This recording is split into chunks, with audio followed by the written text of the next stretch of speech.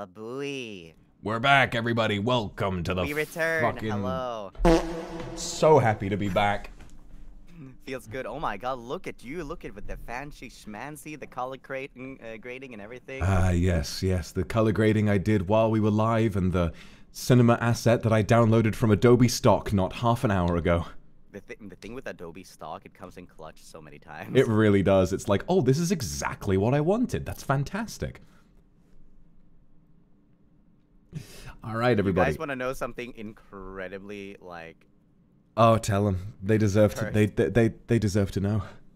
So, during the downtime when Vox was setting everything up, well, first of all, like, his stream didn't want to go live first, so we thought that we're just cursed. But, in addition to that, when he was doing that, I solved the freaking problem, and now everything works the way that it was supposed to. So... It is, but oh, I'm kind of low. Oh, that's my fault because I don't have a compressor. No, I've got you low. I usually leave my Discord audio a bit lower because because like people tend to be very loud in the collabs we do, like group collabs. So I tend to turn people down just a little bit. Hold on, let me. There we go. Fucking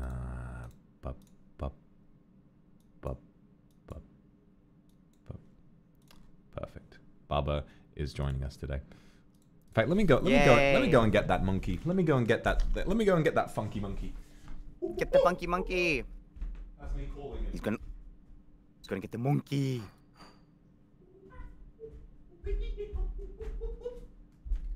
Baba's here. Everybody say hello, Baba. Oh my god, it actually makes sound. I didn't know that. He does. If you squeeze his tongue, he wails in anguish. It's fantastic. All right, so. For those of you just joining us now, we wanted to watch the film Martyrs on Ike's channel, but as it turns out, we had a scuff issue, and then as soon as we decided to switch and do everything on my channel, the scuff issue was completely solved. You know, scuffsum will always be real, and that's just a fact of life that we have to live with. However, we're getting started with Martyrs again now, so I'm gonna... Oh shit, I have to... Can you... What is that timer thingy you have? I want to use it. It's Live Split. Live Split, that's what it's called. I think I have... Live Split. I think I downloaded that once, but let me get that because it's a lot safer than just having a timer up on Google. Because then if I open a new tab, then suddenly it's like, wait a minute, people are seeing my Twitter. I don't want them to see the kind of things I like, even though my Twitter likes are public. I just don't want them to see. I just don't want them to see me do it. Can see your drafts. Speaking of which, what is in my drafts? Let me see unsent tweets. I do not have drafts. I have so few good ideas for tweets that when I come up with an idea for a tweet, I will post it immediately. Oh, it's still the same ones that I had. The only I have one draft. Do you want to know what it is? How do you save drafts? That is funny. Mine are still the old ones that I shared like many months ago. One of them is just unbelievable ninja action. Ninja action! Everybody in Uganda knows Kung Fu. And I don't remember the reason as to why I have that. Okie dokie. I've already... You're lucky that that we ran into this problem because I've already purchased the film. I thought we were going to be running it on my end anyway. So I purchased it like impulsively a while ago, so I've already got it up. Let me just edit the timer real quick. Fucking... Yes. It's 1:39:09. Start timer. Apparently, people are saying slow mode is off. Oh shit! Yeah, I saw you had it off, and I was like, I missed the days when we had a really fast chat. I don't know. That's the thing. I mean, I found myself usually not needing slow mode. The only reason I like slow mode sometimes is because when we get bots, they can only send one message. That's true, actually. Yeah, what is it? I think it's like we've needed it sometimes, but like recently, I don't think it's. I think it's just sort of become a tradition that we always have slow mode on my channel. So, I mean, we could try trialing it without, so that people can chat about however much they want, and if it's a problem, I'll turn it on later because I like seeing the chat go nuts and speed along. Go new. I remember in the clip that about the whole. The explanation to drunk Ike, which he was much to his dismay. I remember the chat just going new with like people laughing at me. All right, can you give me a quick... wait. Oh, that's all you do. That's all you do. Oh, wonderful. Okay. Just that simple, ladies It and is gentlemen and that others. simple. Okay. Reset. There we go. All right, now let me get... so I guess it would be window capture. Or is it game capture? Window capture it would be for this. Yeah. I think it would be window, yeah? Yeah. All right. Timer. Hold on. Call it that. Ba-da-ba. Maybe you should put on screen currently watching Martyrs. Yes, good idea. Since the title is a little bit oof. There we go. There it is. There's the tiny boy. The tiny boy, tiny. All right, and then I've got this here. So we are watching Martyrs, bracket 2008. Please use Not the the timer. Using Martyrs 2008. Please use the timer to watch with us. This movie, mad disturbing. Please be careful, my love. All right, there we go. Bada bing. That's a bit big. Let me just... Lovely. All right, I think we're all... Oh, is there a hotkey for starting the timer so that I can get it synced up with the film? I have a hotkey set up, but I don't think there is one by default. I think you have to go into settings for that. All right, that was the last thing that I'll do, and then we should be ready. There we go. Start split. That's numpad 1. So if I just go... Shit, wait. It does not work. All right, fair enough. Hold on, let me figure this out. That's the thing with default hotkeys. They never work. Start split. I will set it to... tilde. It's my favorite key. Hang on, then. There we go. All right, nice. Tilde is a funny word. Tilde. Chat is saying I'm quiet. You're still... I've got you dialed all the way up to my... Let me increase your volume. Okay, then the issue is on my end. Let me give myself a little bit of a boost. Lovely, gently. How is that? Is that any better? You sound fine to me, but we shall wait for chat to give us the verdict.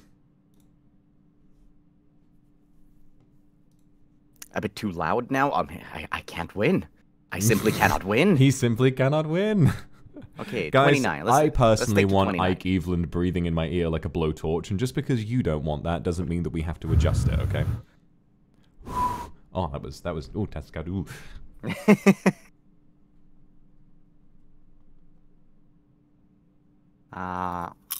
Ow. Popcorn kernel? Caught in your teeth kernel?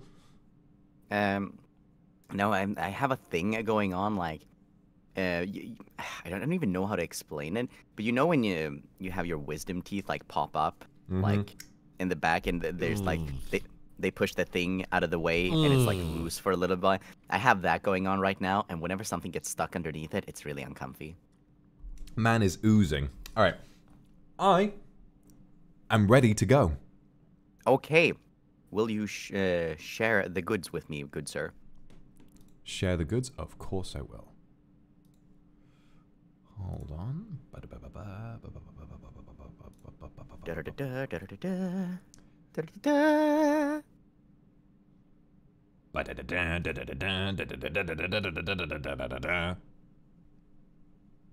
Okay. I guess we should tell everyone the version of the movie we're watching is 1 hour, 39 minutes, and 9 seconds. Exactly. So make sure that you join at the correct time. All right, also, okay, just let me know if there are any problems with this. I'm going to quickly play 5 seconds. Can you see anything? Yeah, I can see. Lovely. Or, wait. Wait, hold on. I turned hardware acceleration on. Let me turn that off. Oh. Yes, because it makes Discord all crunchy if you turn it off. Hold on, I'll be back in a sec.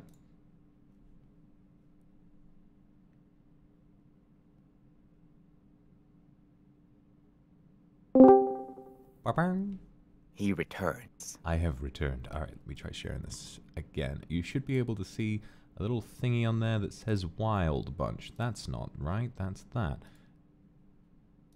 I mean, let's see here. Oh no, might have to use fucking fire, bitch. Fire. Don't call it that. I like Firefox. I shall call it what I choose. Alright, well, I promise we're almost done, chat. There's...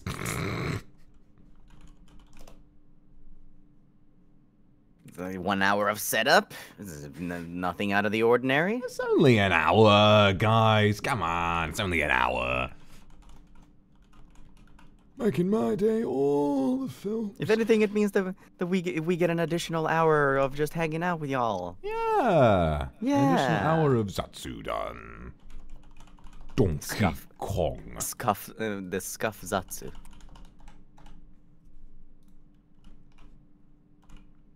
I think that's what we'll call it. Yeah, the Scuff Zatsu. There we go. That's working. All right. I've already got the film purchased. Watch now.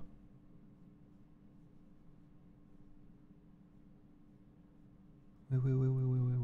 All right. There we go. Let me try and share. Whoa, hang on. Oh, that should work. See that? See the little blinky thing in the corner?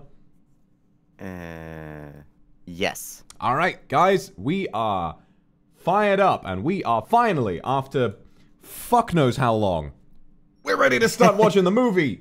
Let's go. All right, I am muting my system sounds. So, guys, just to clarify, you will have to find your own copy of the film, and when I say 3, 2, 1, go, play the movie, and we can all enjoy this horrifying, disturbing experience together. So, without further ado, everybody, let's get started in 3, 2, 1, let's go.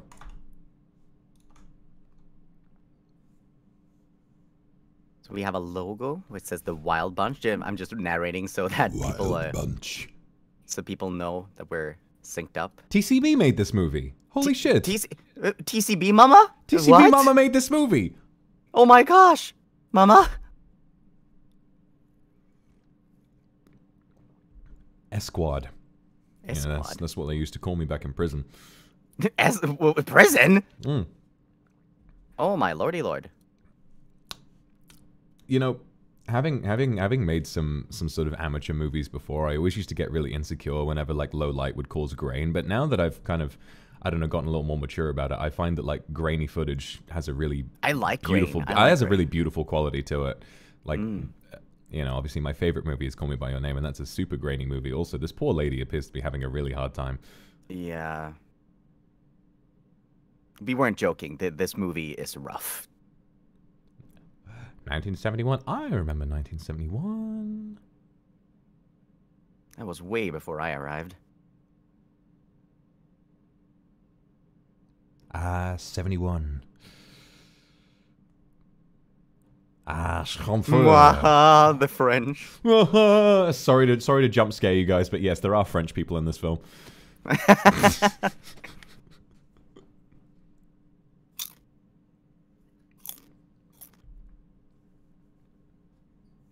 L'Assomption.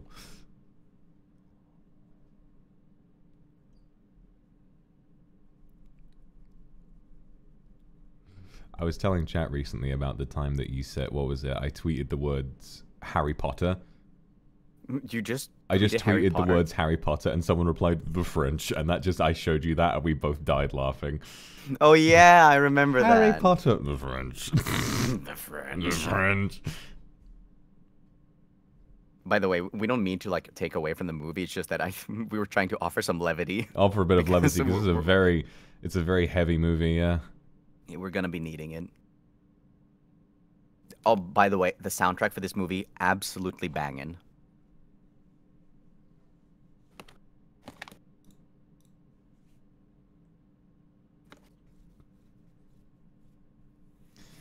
It's always a nice way of getting us really attached to these characters who will either die or be horribly tortured, is to show like, wow, they were so happy when they were, or so unhappy when they were kids. I was about to say, I was like, look at him play, look at him play. Oh no, she's crying.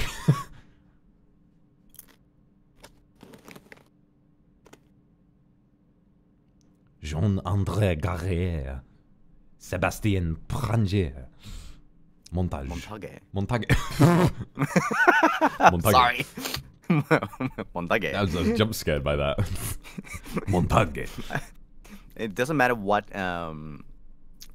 language I'm reading. I will just always read it in Japanese if I can. Like if the syllables like. This man's name is fucking.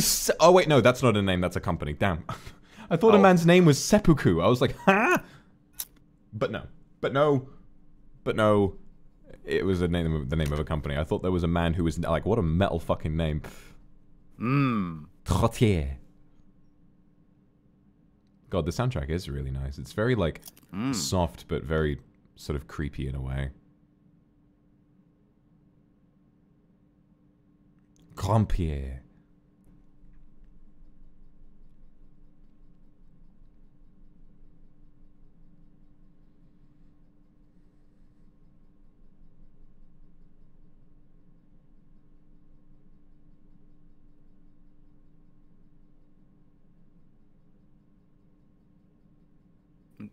Just have to take his word for it, I guess. This was us sitting down for our NIJISANJI interview.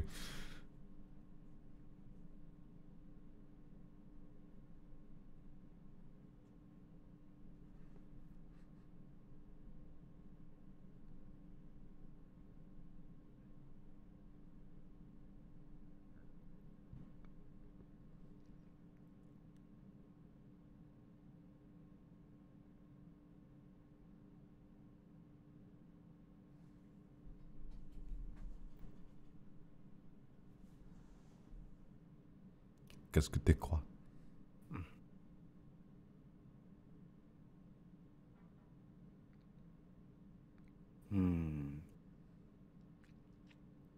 I guess this is some sort of orphanage, maybe? I think.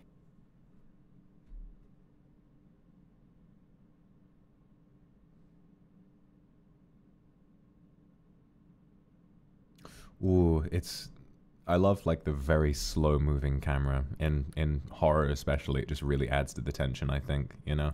Oh, yeah, the sort of creeping dread. Yeah. It's like there's something it's drawing our attention to, but it never quite shows us what, and it leads you to anticipate something that you wouldn't normally know is there.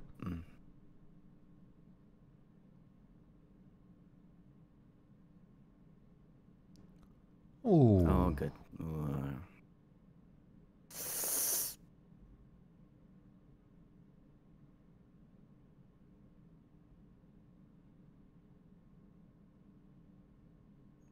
Yowza. Owie.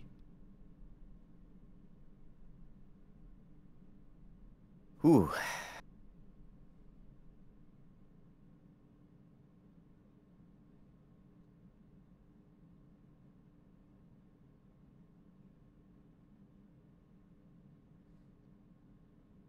Rejected. Sorry.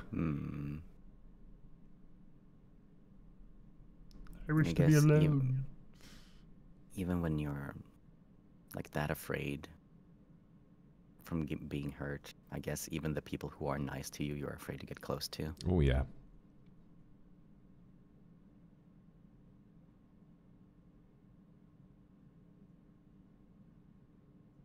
What even is that? Is it a metronome? Oh my god.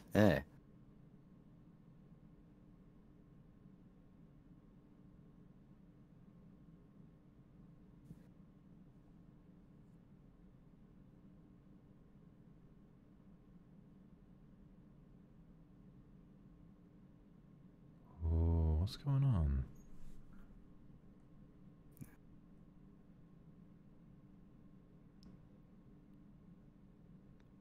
Oh!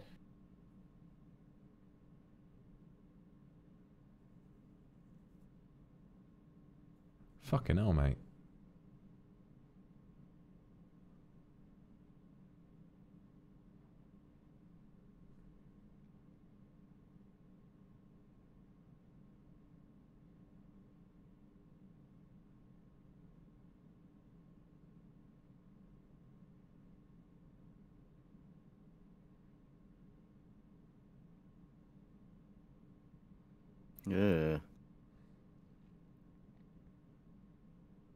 What What even is that? Monkey. Oh, I hate that. Seeing that in my nightmares.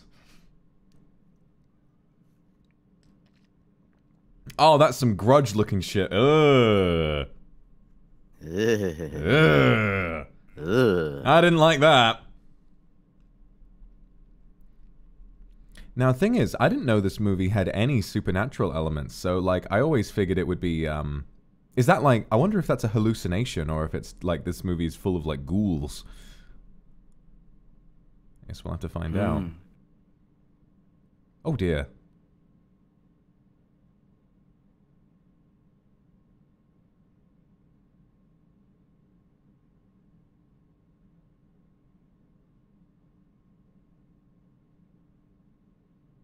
Oh my god.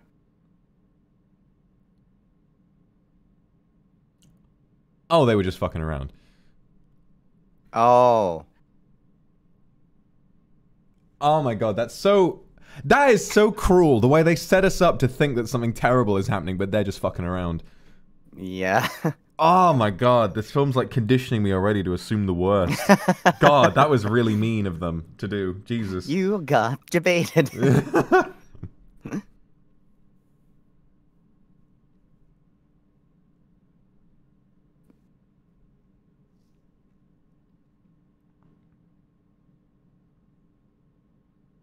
Whenever I see people doing like, you know, laborious tasks in films, it reminds me of Monty Python and the Holy Grail, where there are all these people doing jobs that make no fucking sense at all.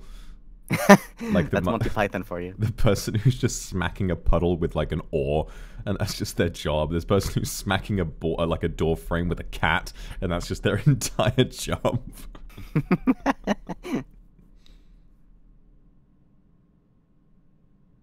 You want to know something funny about the English dub for this movie? Hmm? It has a ton of anime voice actors. Really? Yeah. Oh my god. Ugh. Rats. Rats. We're the rats. For example, the kid right there, the son, is voiced by Yuri Lowenthal. Oh my god. Surprising. Hmm. Anime voice actors turning up in strange places is always weird to me. You know about the what is it? You know about the what is it? The guy who plays Yugi in the English. Oh, Dan Green. Dan Green, yeah. How he like did a stint in English hentai for a while. I had repressed that, but yes, I am aware.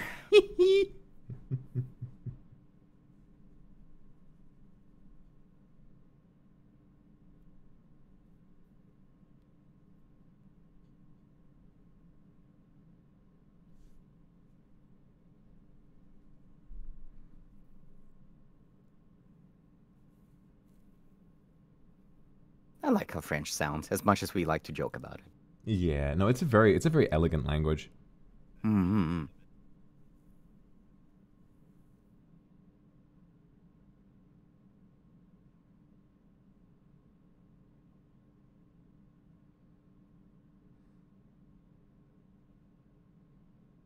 Why is everybody roasting each other in this family? I think they then might again, be, I guess think that they means might they be get French. along. Oh my god, Vox. What?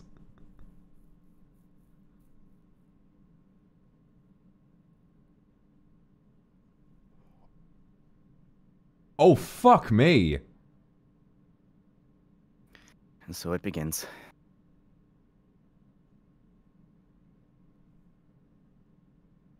God damn.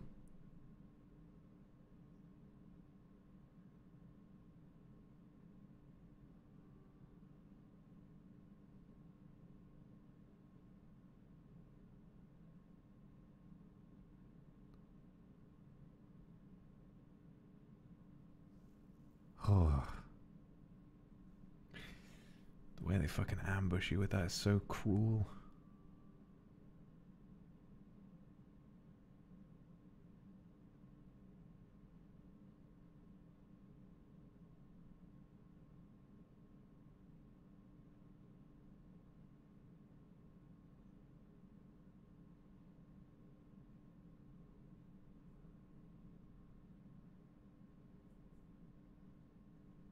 Oh, God. Oh.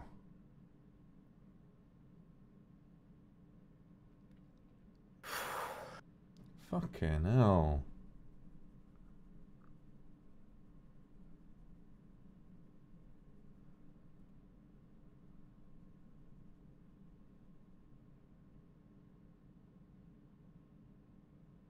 If there's one thing I can say about so far, like the gore in this movie is so realistic. It's visceral. Very visceral, it's yeah. Very visceral. Movie blood often looks very watered down, but this blood looks pretty fucking real. I mean, they do go a bit overboard, but they do it in a way that just kind of makes it difficult to watch.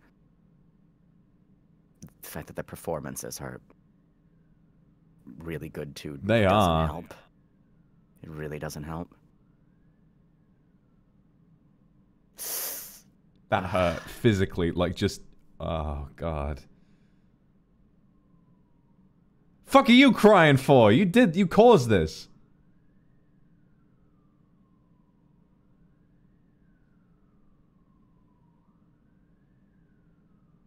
Oh.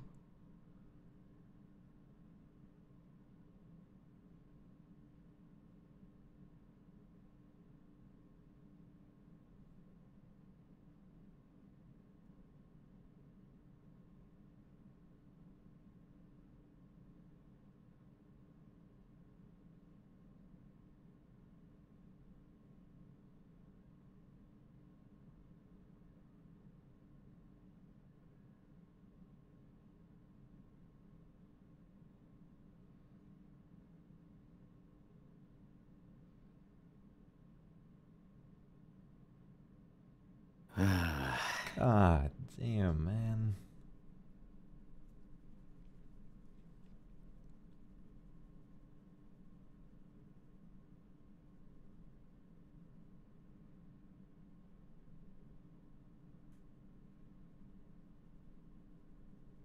Don't litter. Yeah. You didn't even eat half of that.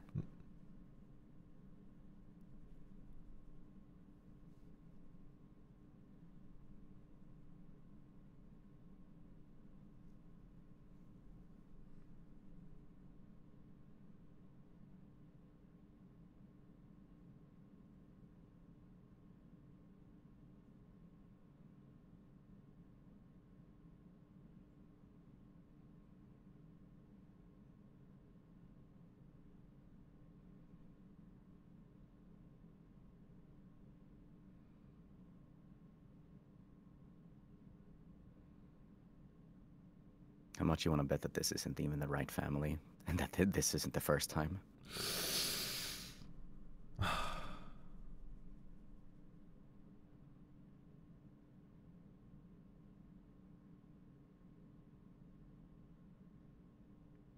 It's still setting in. Just an entire family wiped out in the blink of an eye. Yeah, and it's so painfully realistic that because it seems to be relatively like out in the woods, and if nobody comes around to find out that anything's wrong, then it's just quiet. Hmm.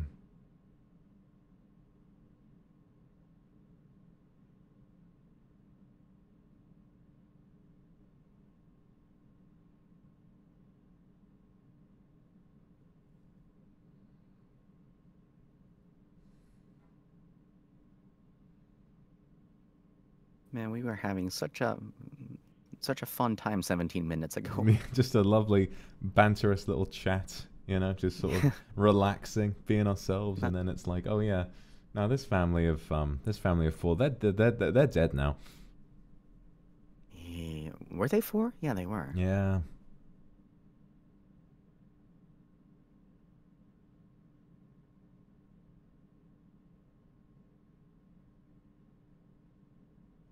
Ugh.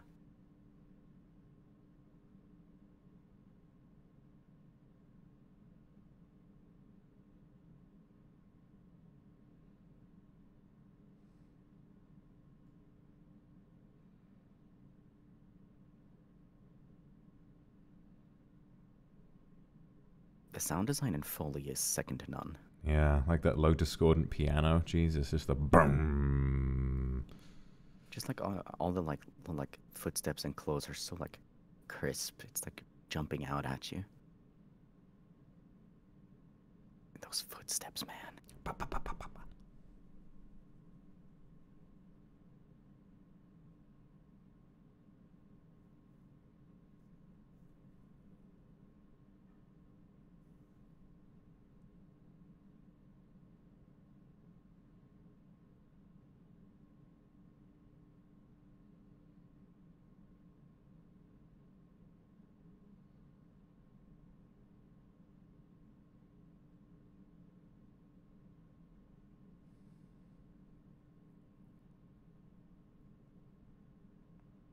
Yeah.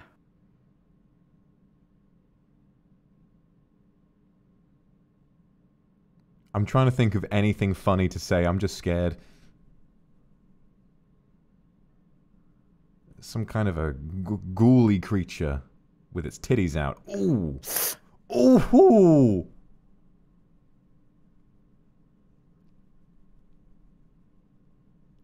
Yowza.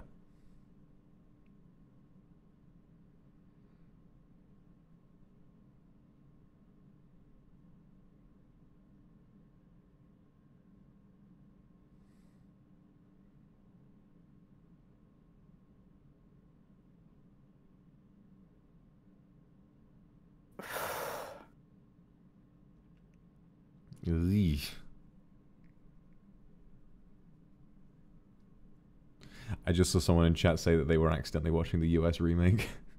Oh no, we're so sorry. I'm so sorry for your loss.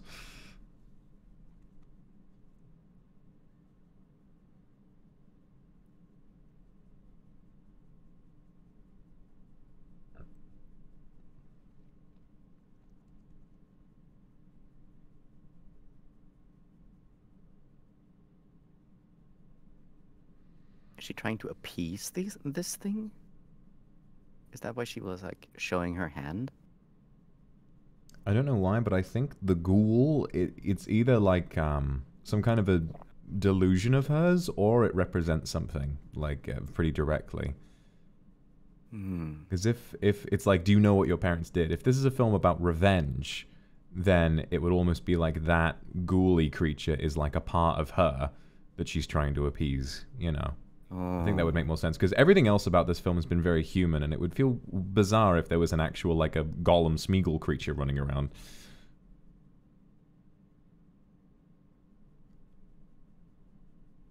Uh-oh.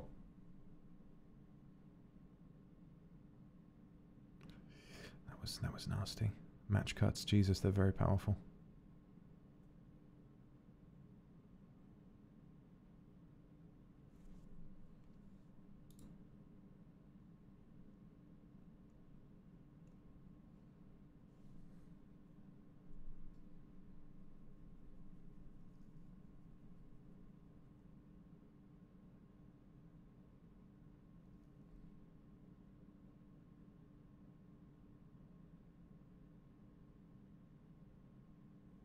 Ooh, owie.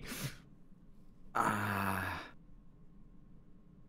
was like this close to making a joke. I was like, oh, me going to take a shit at 4 in the morning, but like, no, I did. The movie didn't let me. No.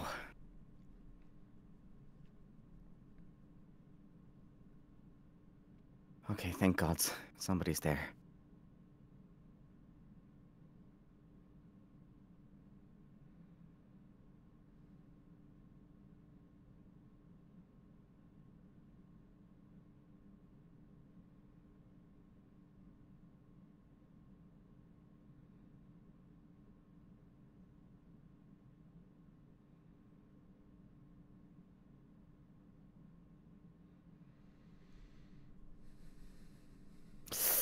Eesh.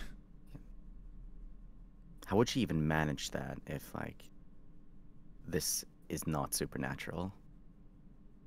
I don't know. But then as well, I would assume these are the two we saw in the orphanage at the beginning, sharing a room, yes, right? Yeah, this is Anna and Lucy. Well, given that one of them does have, you know, we saw them self-harming at the beginning, it would kind of make sense, wouldn't it? But she did say it wasn't me. I don't know. It's definitely odd that there's like a demon creature, but I don't know, maybe I'm just going into this with the wrong mindset.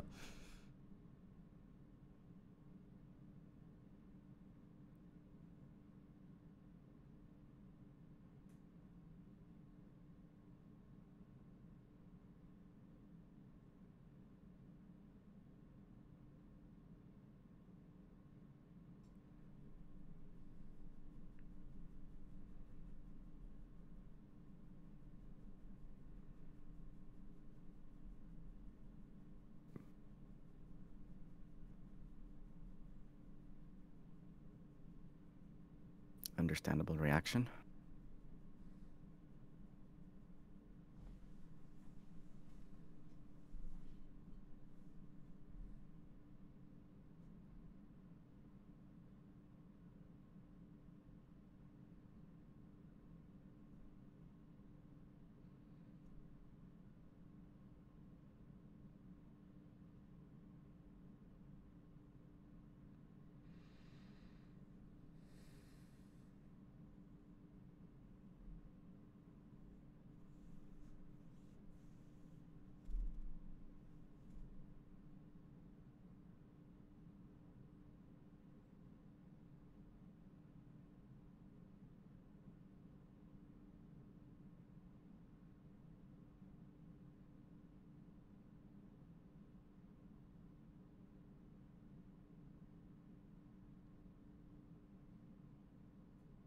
Just imagine trying to keep a cool head in a situation like this.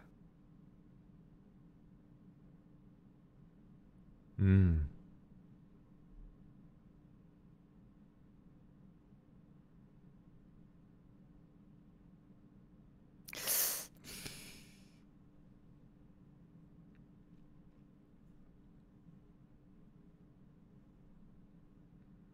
This film has sucked every single ounce of comedy out of my bones. Owie.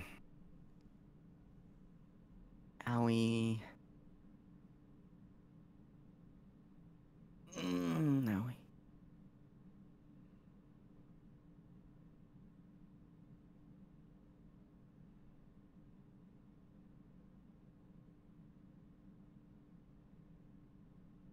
Me pretending to be asleep so that my mum will take me from the car into my bed.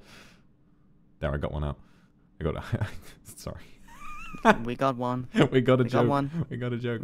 We have arrived at the funny. Or at least our attempts at being.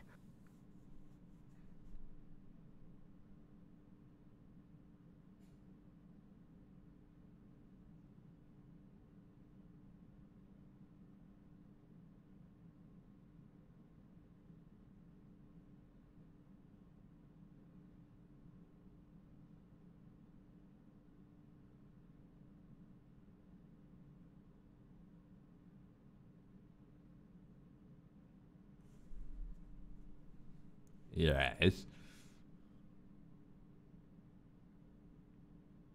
Lucy, please.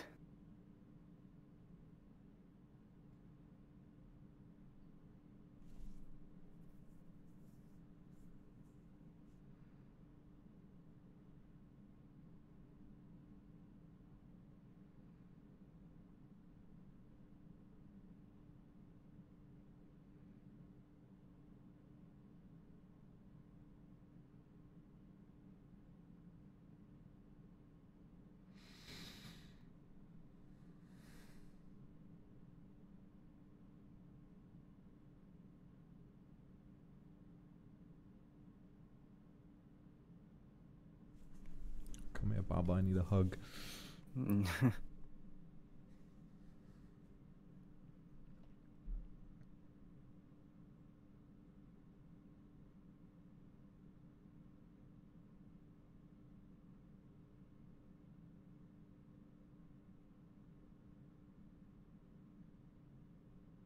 That probably explains why she's doing this. Mm. People will go very far for someone they love.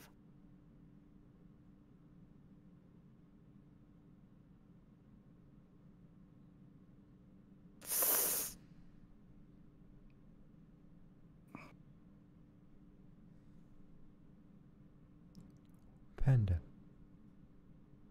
I'm latching onto even like the slightest nice imagery. I see a so cute animal. I was like, oh, that's something nice. Except that she's sleeping in. Yeah. Oh. Oh, right.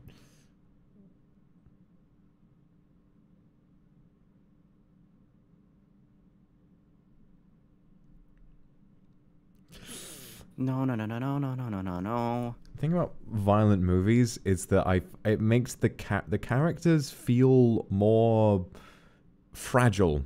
I guess is that whenever I see a character in a gory movie walk around, I'm like, oh, their ankles are gonna snap any second, you know.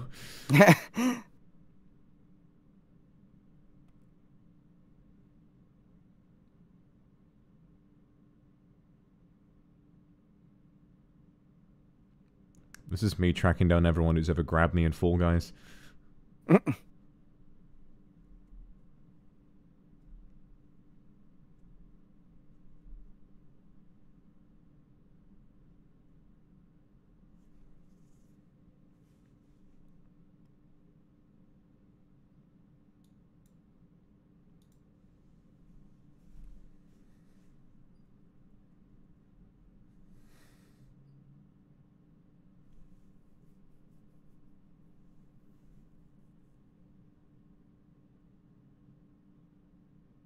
Oh my god.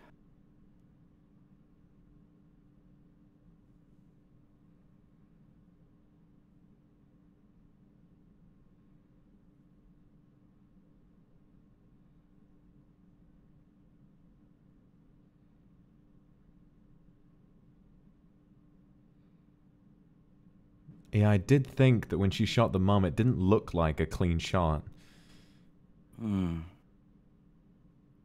Yeah.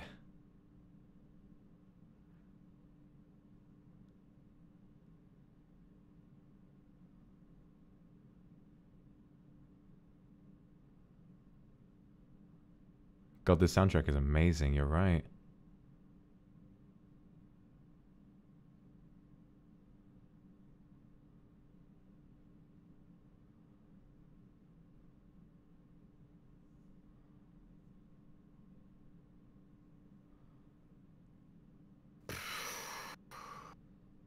Oh, the gore is so realistic. You see like the big trail of shit.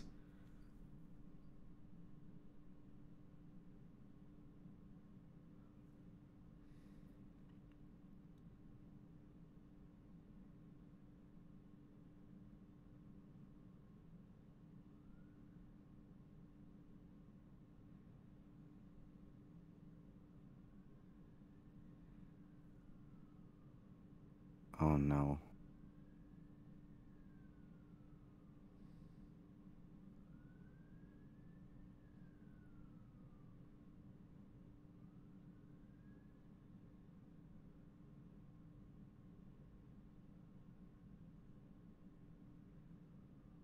Oh no, where is she now? God, imagine being in love with someone like that.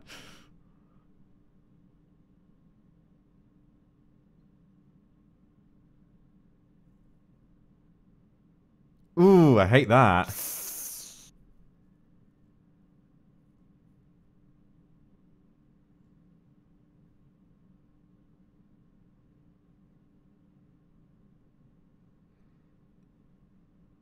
What no bitches does to a motherfucker.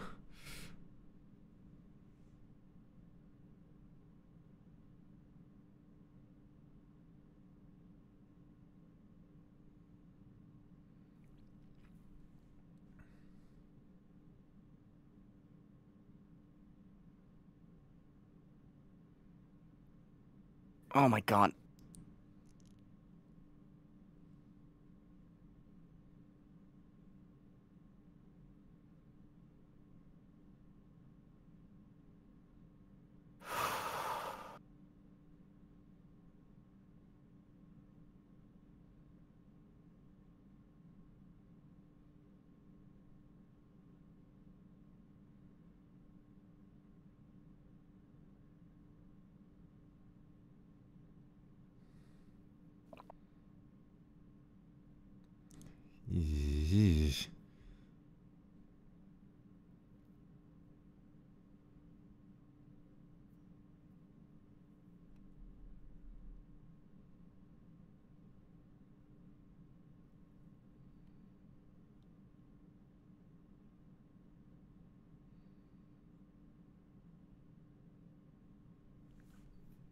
I think there's also the fact that the other girl never directly sees the monster.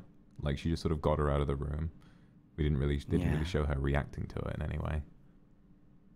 That's true.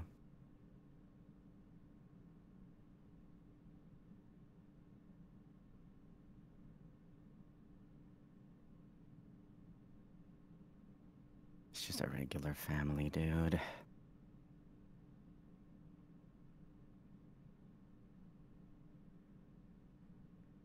They were having banter at the dinner table.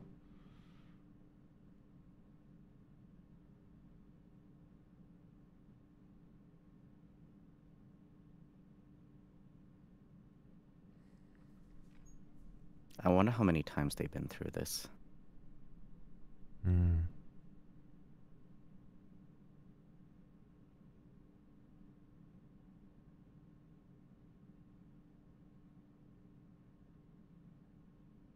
Jesus.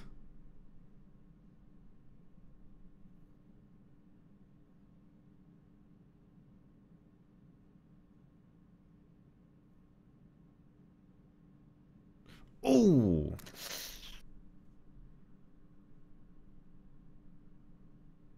The thing you were saying about their ankle snapping. I have a sixth sense, I suppose.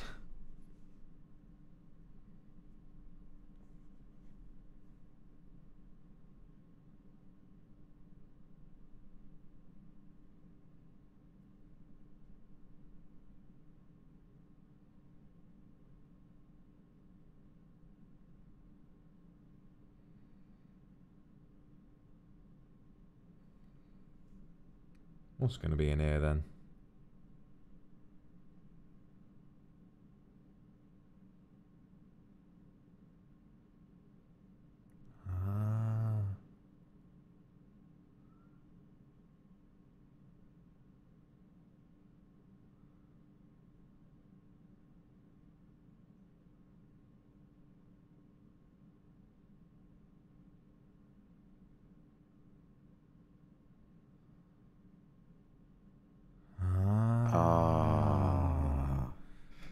I get it.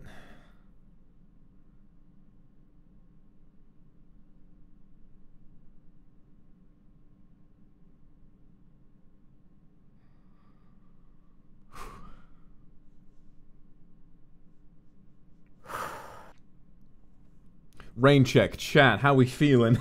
How we feeling? Oh, I could throw up. Honestly, I stopped eating my popcorn.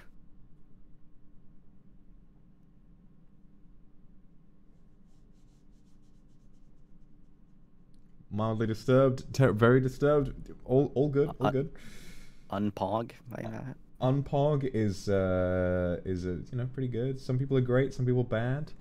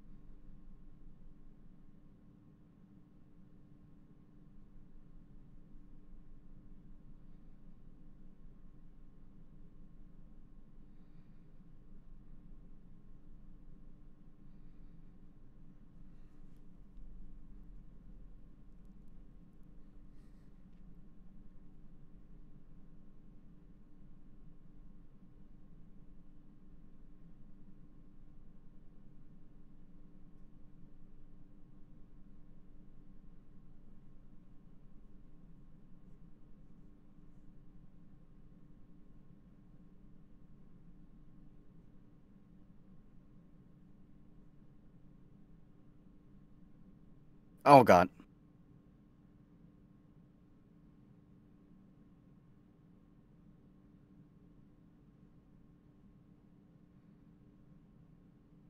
Oh god.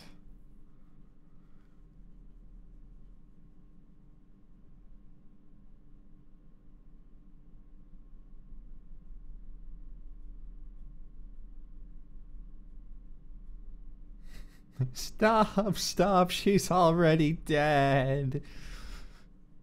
Dude.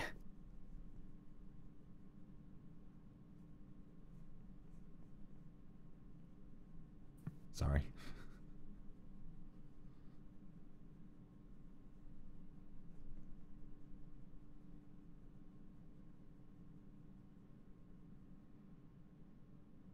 Oh no.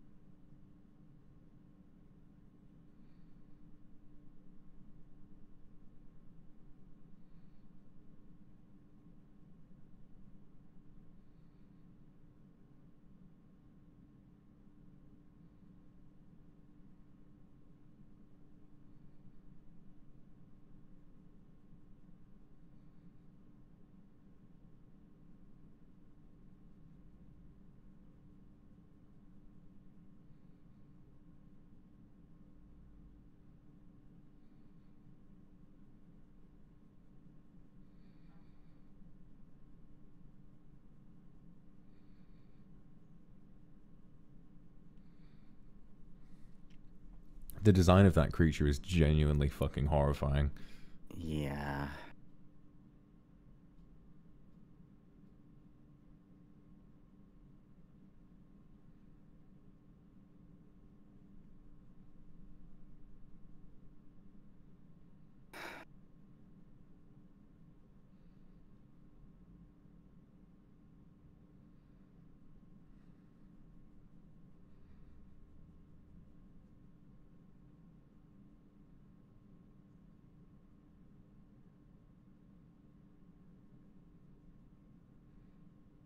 Oh.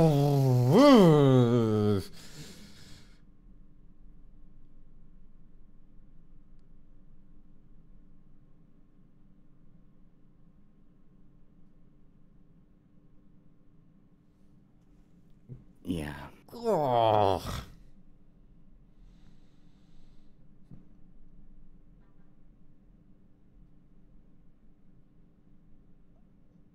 Yeah, there's nothing there.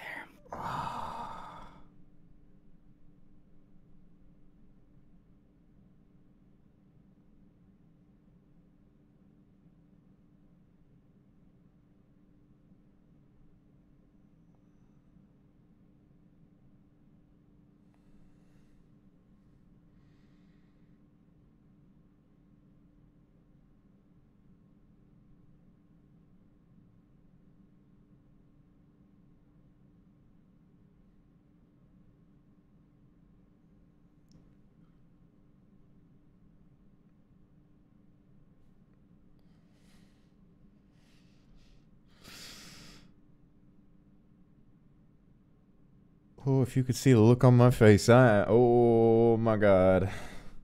Same here. I keep forgetting to breathe.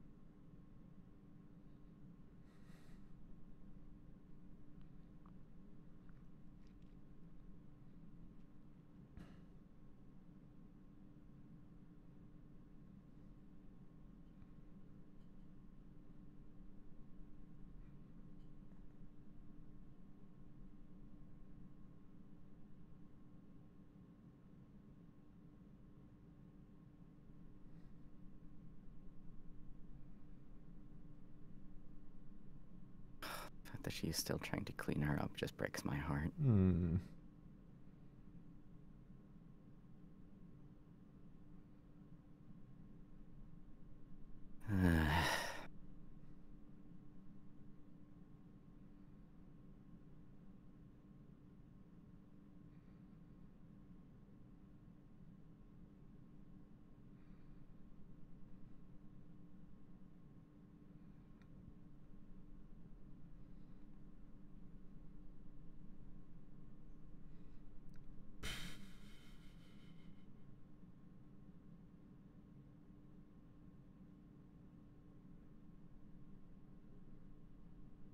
Well, color me upset. God damn.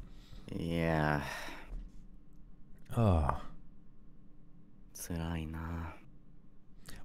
What I like about the whole ghoul thing is the way that, like I said, it's not really presented in such a way that it's too, you know, it's not like it's trying to deceive you. And when it shows that it's not real, it's like a natural conclusion to the events instead of like a gotcha, you know, and it felt really devastating to see rather than just being sort of like a, oh, it was like a, oh, right, you know, it really worked for it.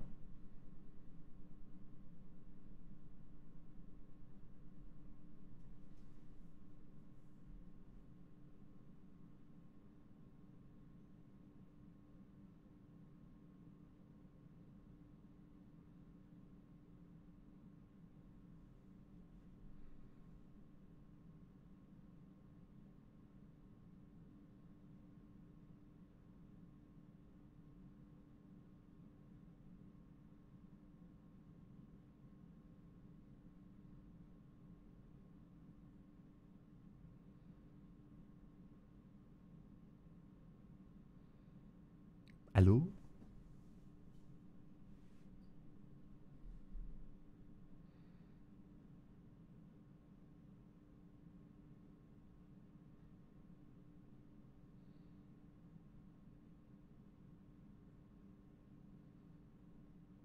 Hmm?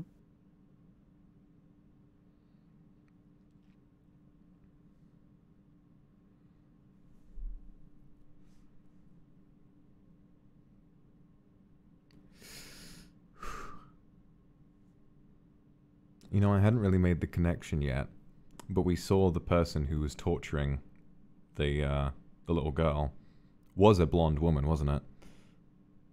I think so. Just like the mother of this family.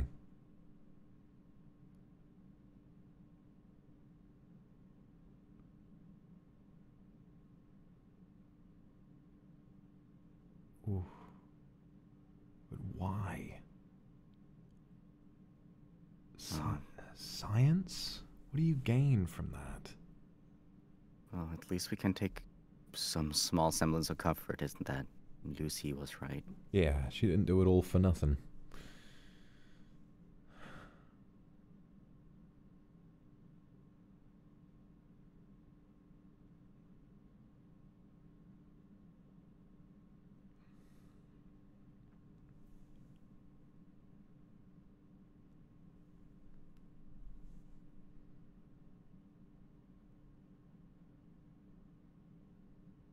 Oh, God. Oh my God.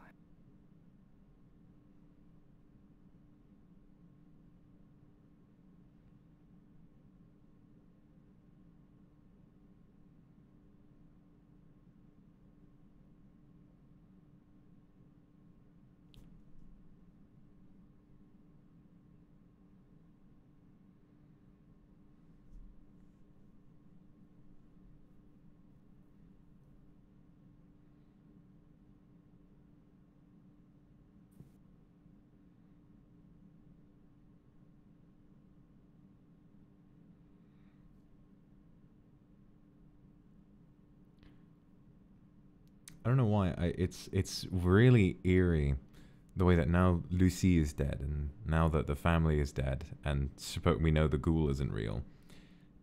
So where do we go from here? Yeah, it's gotten very quiet in a way, but I don't feel comfortable at all because I know something else is going to happen. It's just I don't know what. I'd imagine there will be more people who are alive down there. I wonder if the children knew. Oh, That was oddly satisfying. it was. Never seen a contraption like that before. I was like, damn, all right. The most dopamine I'm going to get out of this experience. Yeah.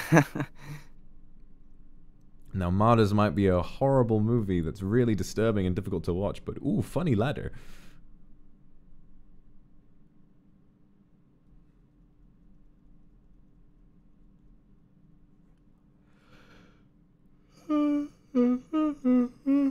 Bless you. Thank you. That's the chair I stream from.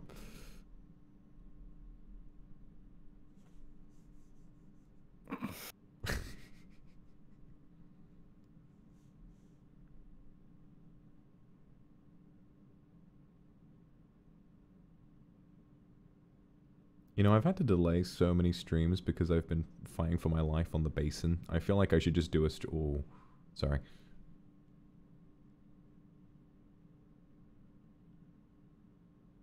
Oh.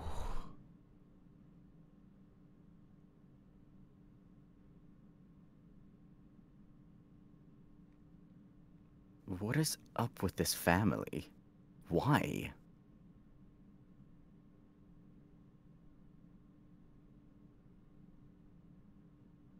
Oh my god. And I take it to be they've cut out her tongue as well. Because when we saw the other lady like this, she couldn't speak either. Wasn't that because her lips were sewn shut?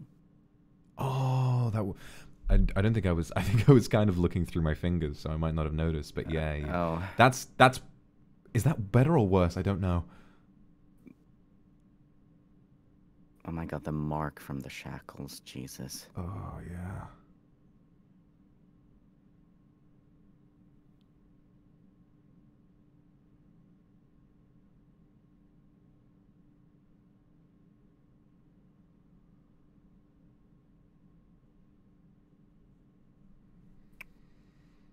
I feel like at this point you should just cut your losses and call the police. Yeah.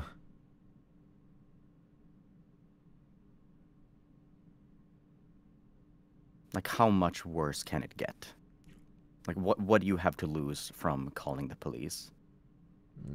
Yeah, you're already implicated a fair bit, but like. I mean, at least you'll have this. Oh, those basement wounds on her! investigate. Oh my god. Yeah. Is that welded onto her? It might well be.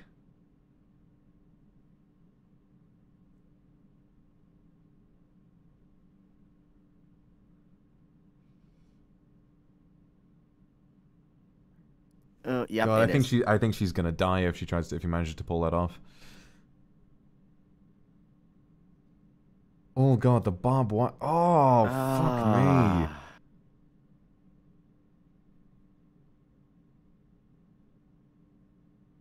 Gotta be careful with that. That's gonna sting. Yeah. You gotta give her some warning first. Because she's like, where do I begin? Oh. Is she even capable of speech?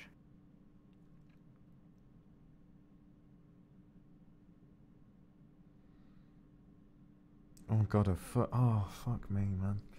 Mm.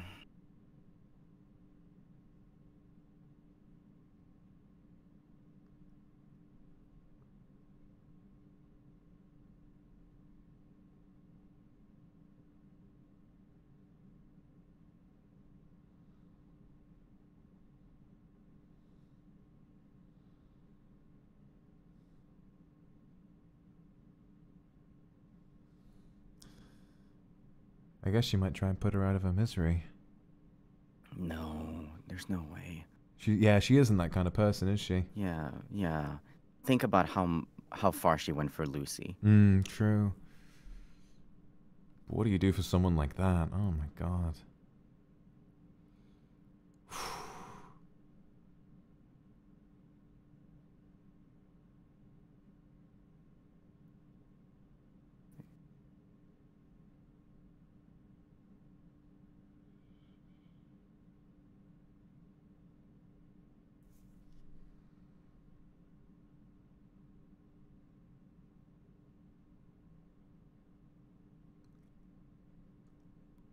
Oh, those are inside her head. Oh, God.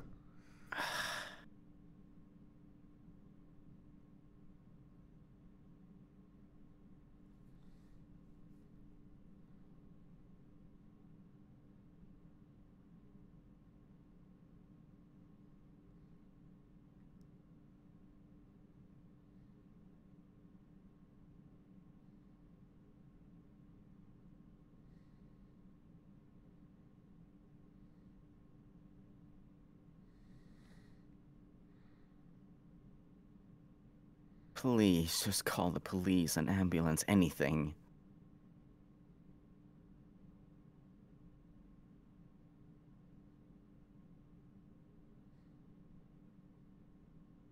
Fucking God.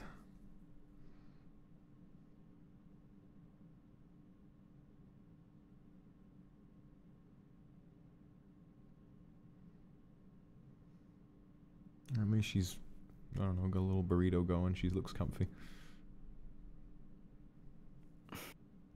As comfy as a dead person can look. Yeah.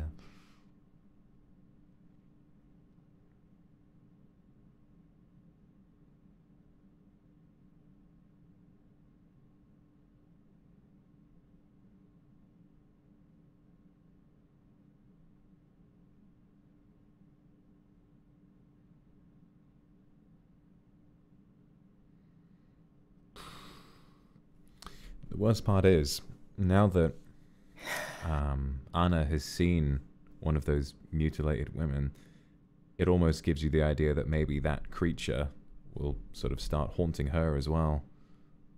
Maybe not, but, you know, that is sort of, I imagine, the trauma. But then again, I imagine a lot of it stems from the fact that Lucy was a child when she saw it. Yeah, and also, who knows how long she endured the abuse. Mm. Oh, yeah, there's no telling.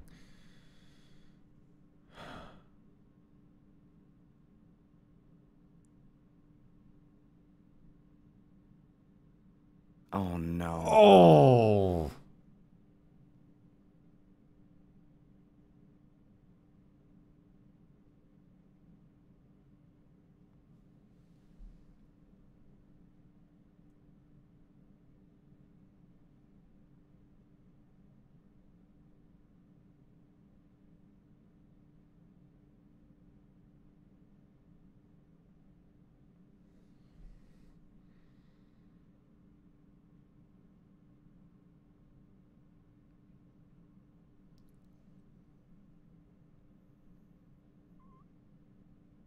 My God, what did she do?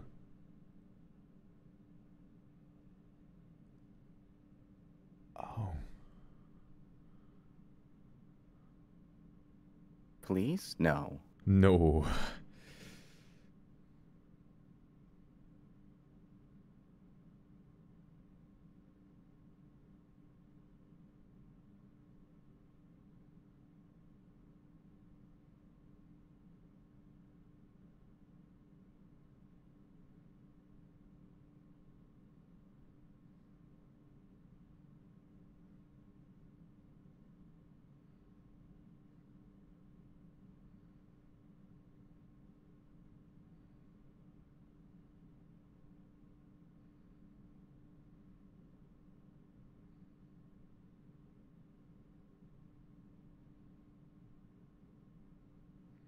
Oh, no. Oh, it doesn't end.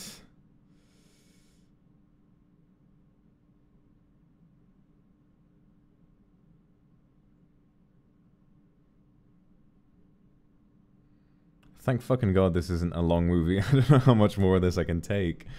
Mm.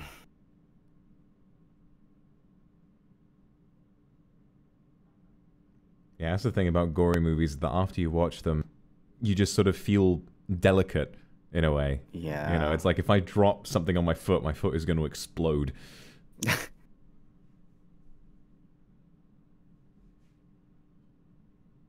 And they just treat them as so expendable. Right? Once.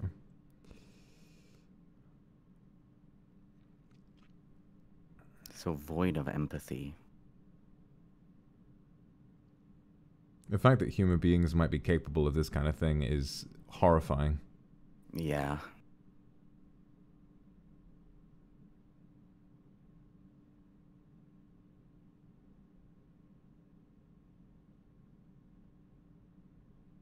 Well, calling the police is out of the question now, since these people clearly are not the police.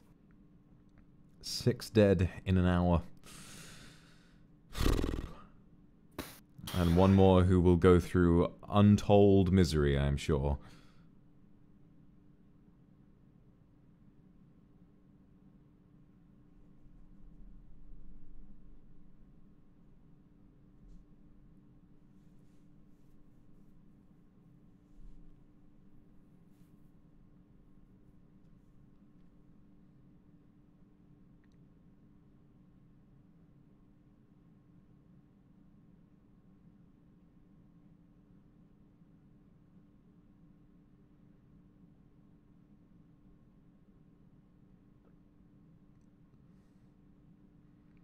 "45 minutes ago, this girl was sat in her car having a sandwich."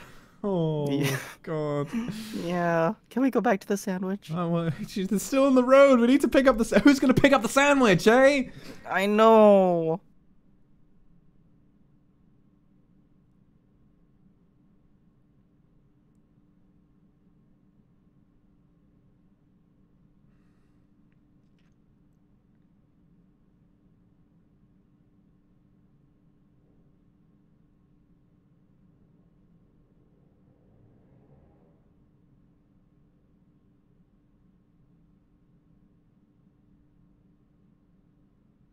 I knew it.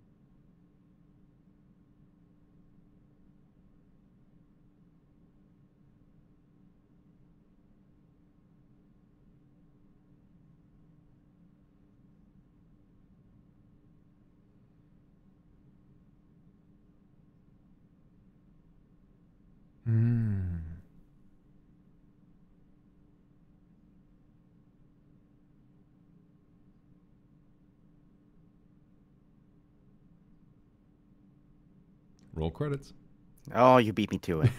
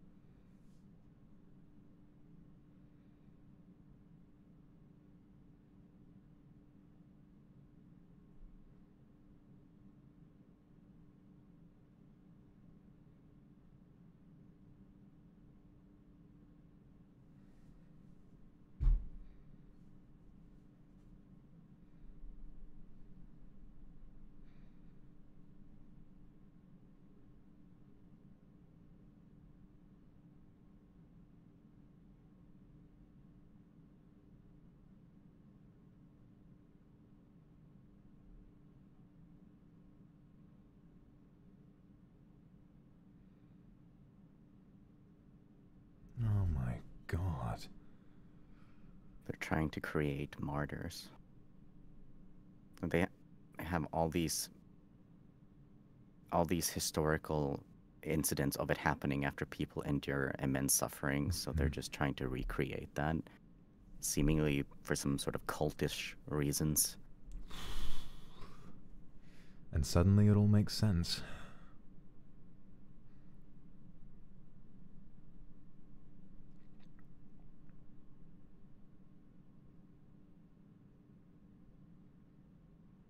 Oh no.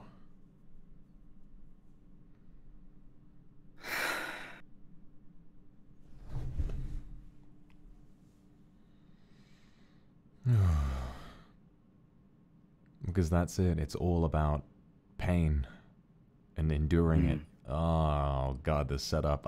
We've got about like 25 minutes left of this movie, and I don't like where it's going. Oh god. Okay.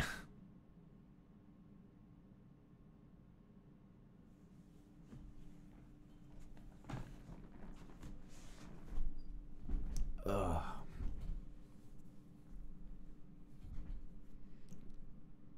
I'm snuggling with Baba very tightly. I know he wouldn't hurt me. Yeah, never. Just cling on to Baba.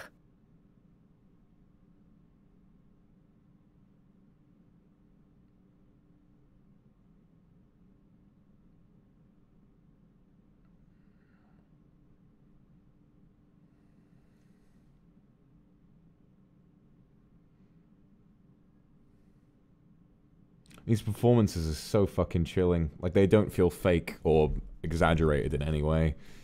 It's Not just at all. really visceral and difficult to endure.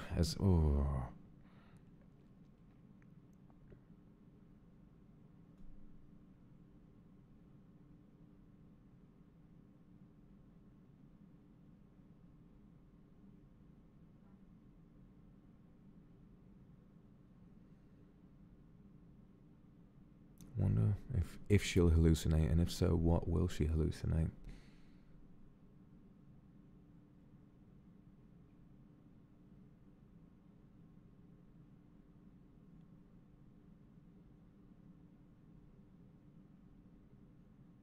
One of the things that scares me the most in the world is feeling hopeless and powerless in any way, shape, or form. And I think that this would just do me in.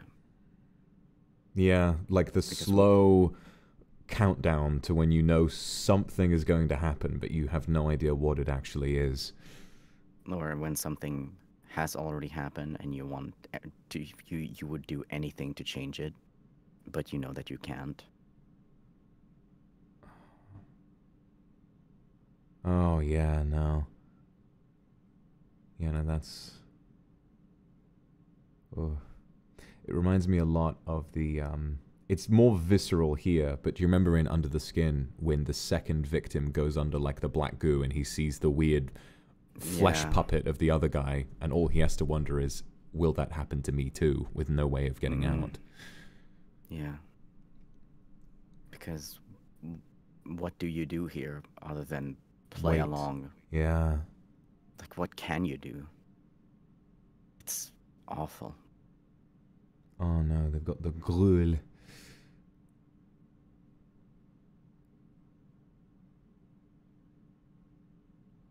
It looks vile. It looks absolutely revolting.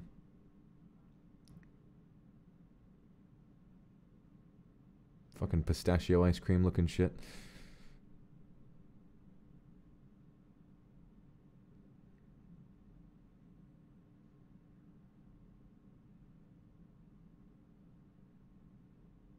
The way they don't show the face of the person feeding her is really effective. Oh, God.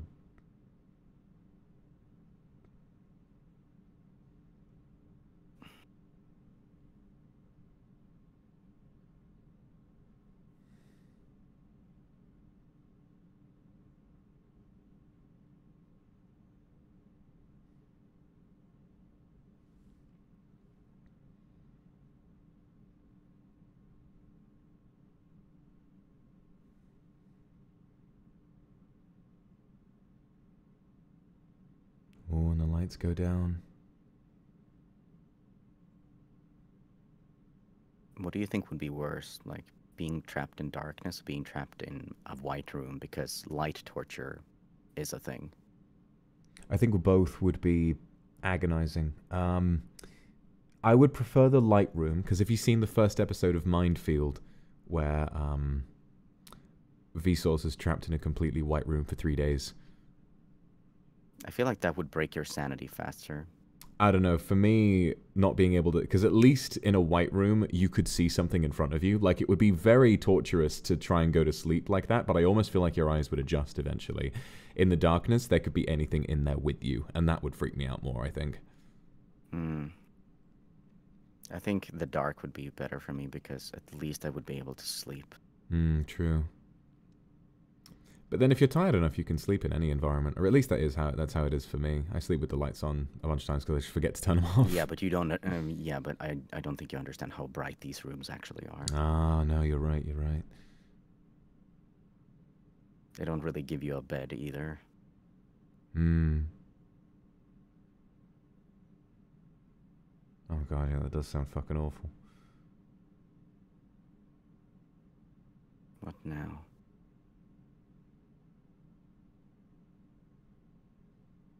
Oh, for the love of God. The Vox Akuma ASMR experience right here. Boy. Listen, they get this is slapping specifically. It's just a weird callback, I guess.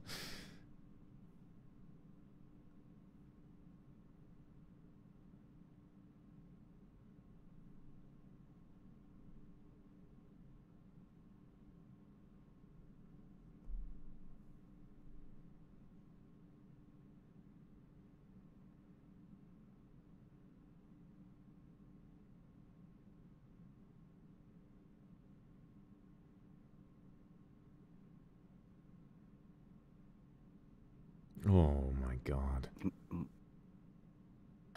Like, oh hey, you awake? Alright, let's try again.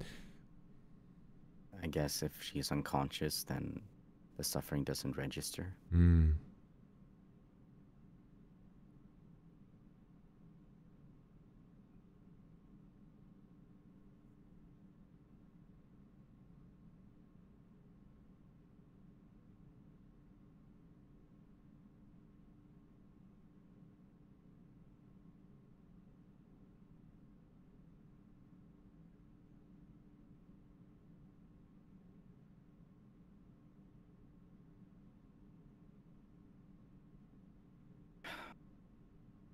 I mean, that's, you know, obviously not as bad as everything else, but it's dehumanizing. Just having your I was head about to say chopped away. Incredibly dehumanizing. And the way they're sort of shoving you around like that. It's slow and it's not painful exactly. It's just, you know, you're losing a part of yourself in a way. Your identity is being taken away. It's a part of the process.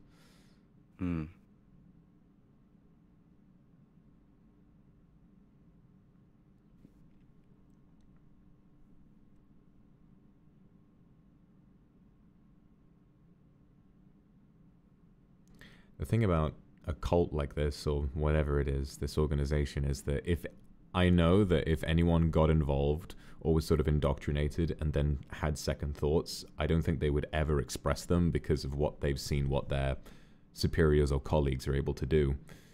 Yeah. You know, it's like, well, if I turn tail and run now, is this going to happen to me?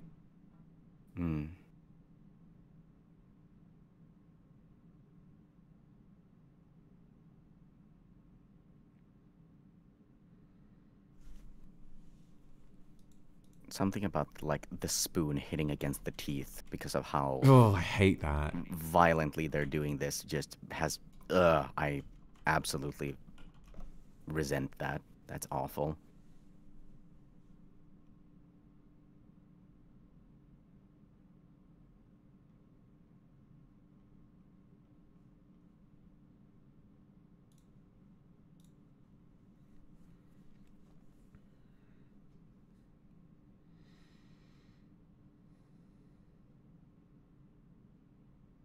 The thing is, even if you break out of the chains, then what? If the ladder is not down, where do you go? Funny ladder, not so funny anymore. Jesus. Oh, fuck me.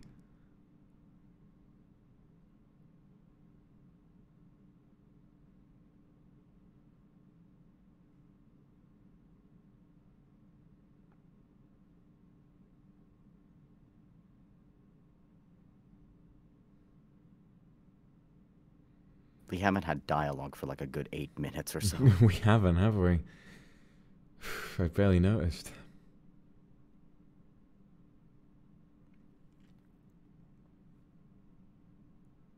Oh god, this movie's like activating my anxiety so much that like my throat feels really tight at this point. It's honest, yeah, same here. The amount of times I've had to like be like, okay, Ike, you need oxygen. You need to breathe, yeah.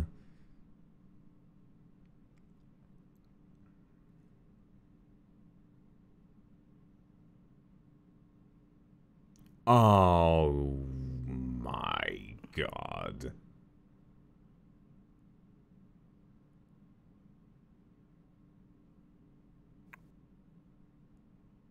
I genuinely did not think that they were cleaning them.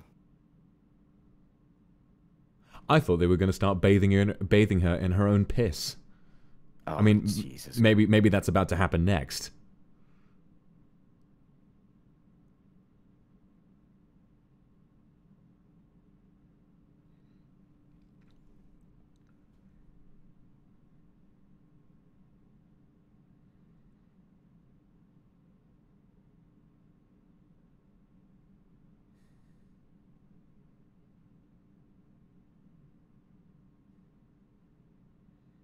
God, compared to this, the lighthouse is going to feel like a fucking family-friendly adventure.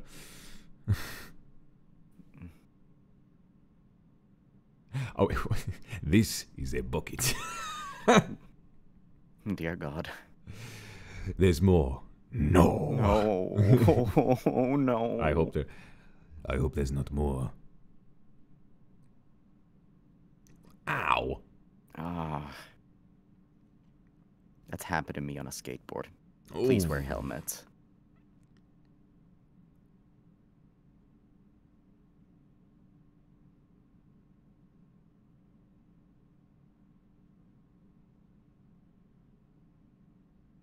She barely even looks like herself anymore. Yeah. Oh my God.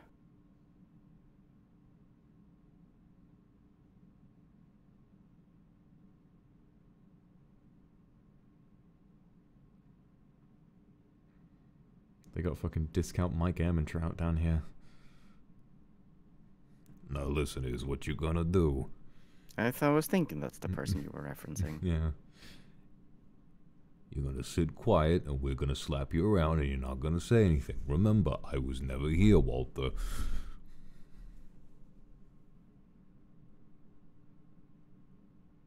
Put the chains back on, Walter.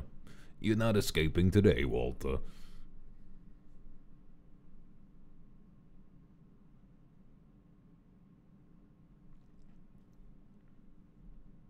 I barely even recognize her anymore. Yeah.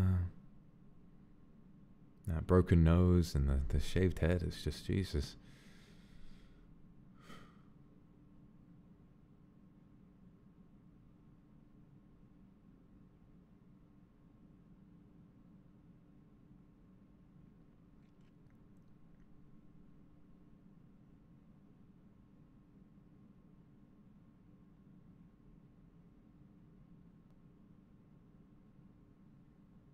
I wonder how long it's been. The fact that we don't even get a time frame. Yeah. It's one of the things that I love so much about The Shining is that when they have those little, what is it? The captions for like Monday, Tuesday, they don't make sense. They don't add up. It's like Monday, Wednesday, August, 3 months later, 2 days later, 50 minutes later. It's like, what the fuck? It just makes you lose track of time. And the same thing for just having no reference at all. No sunlight, no daylight, no moonlight, just time. The only things we see is when she goes to sleep and when she wakes up. I wonder are the hallucinations gonna hit. Uh-oh. Oh, no. It's gonna be Lucy. I spoke too soon.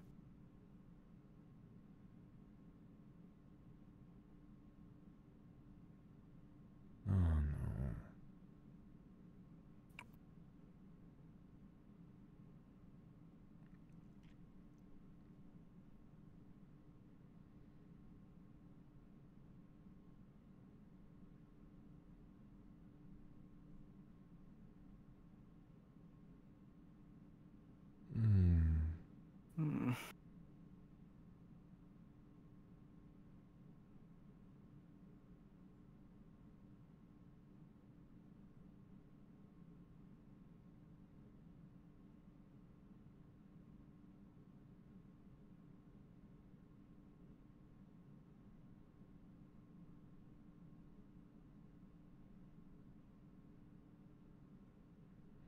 And she's just taking it now. Yeah. I guess at some point you just give up. I wonder if that gruesome food, I wonder if it would start to taste okay after a while, or if it would just get worse. I think it depends, actually. Like, humans can learn to like a lot of things. Why does it seem like they're being more gentle? Yeah. Maybe they've been studying her and she's actually getting close to martyrdom now.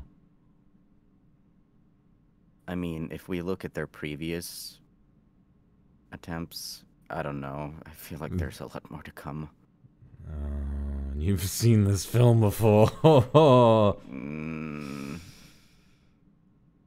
don't know. Oh, okay, never mind. Of course. Oh, fuck.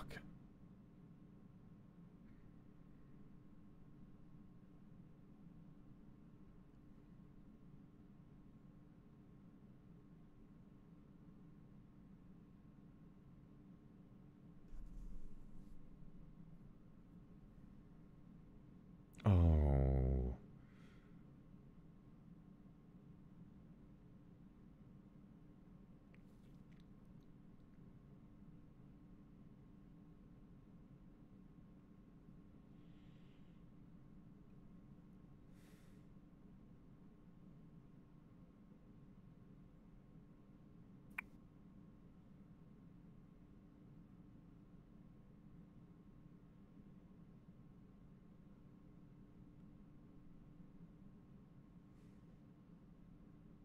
What?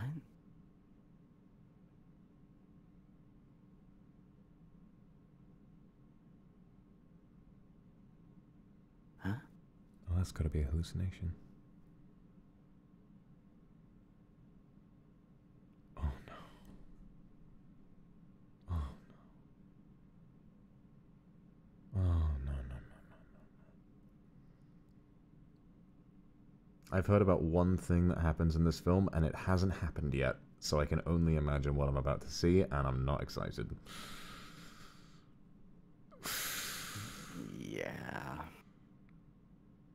That was a nice transition, though.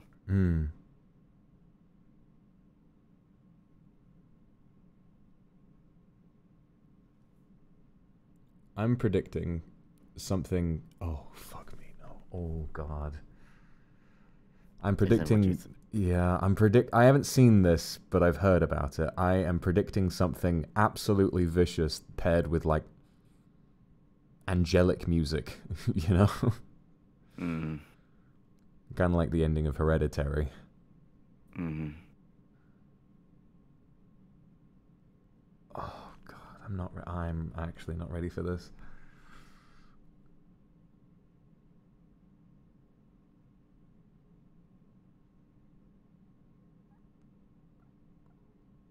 Oh, God.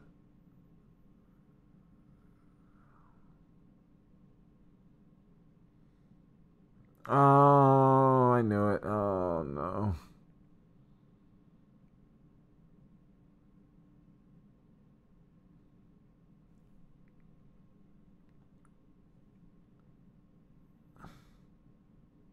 God damn it, my brain is so hyper. I just heard Shu say boobies in my head, and I was like, fuck. Jesus, dude. What? Well, I'm panicking. My brain is finding any way of finding some humor in this, but I shouldn't be. Yeah, I guess that's fair.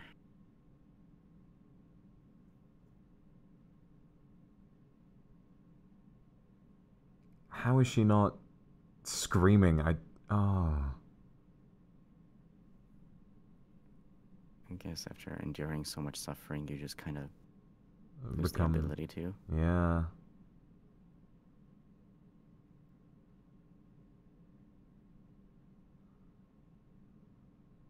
Oh, no.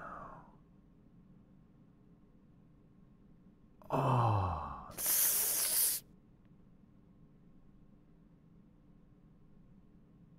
Yeah, that's a level beyond. Oh my God. Oh. And that makeup is very convincing, isn't it? Ah. Ah.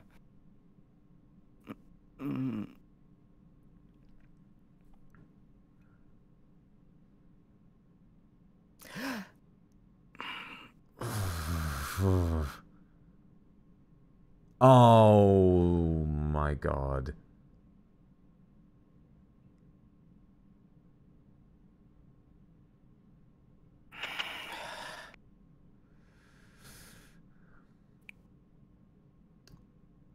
And he's so just like, alright, job's done, time to head down the pub.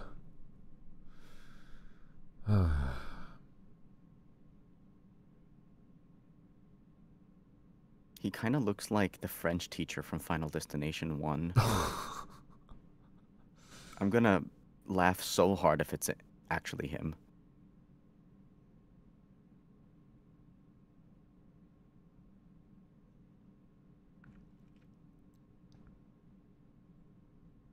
This is the cruelest part. Like, while that's going on, these guys are just hanging out. Making the gruel. Getting changed.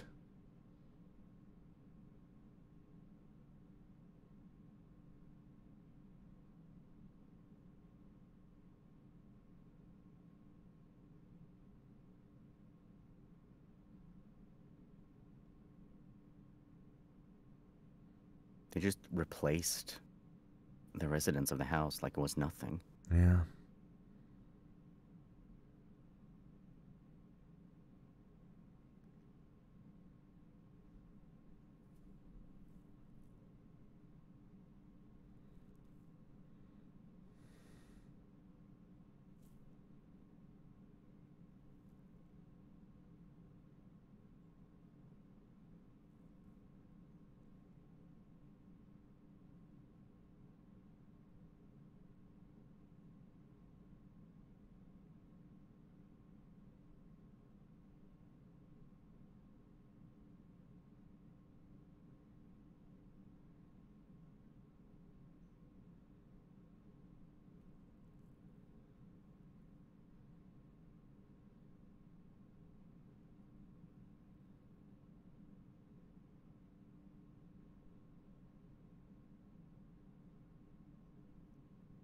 Martyred him.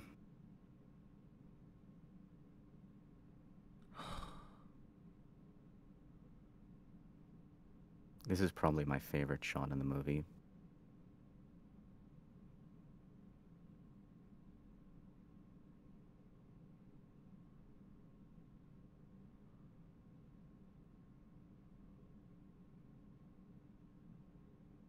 Oh, and that distorted music.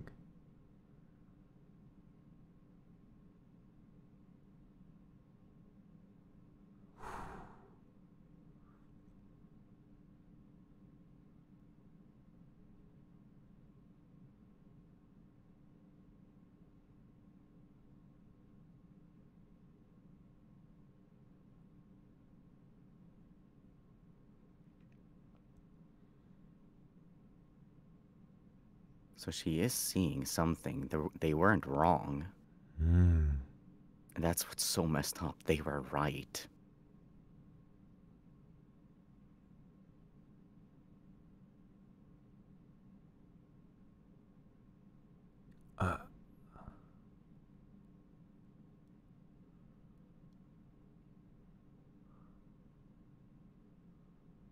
Oh my god.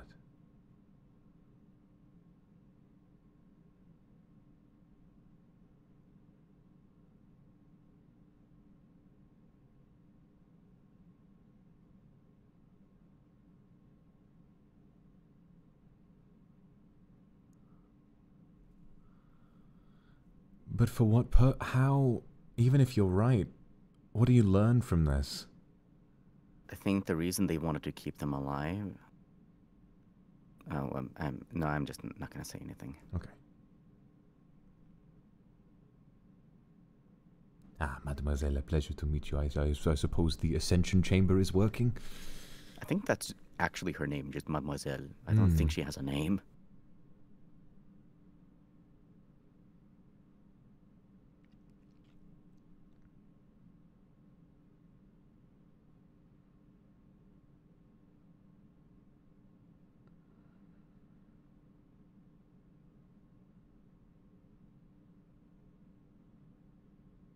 Did a good job cleaning that place up, I suppose.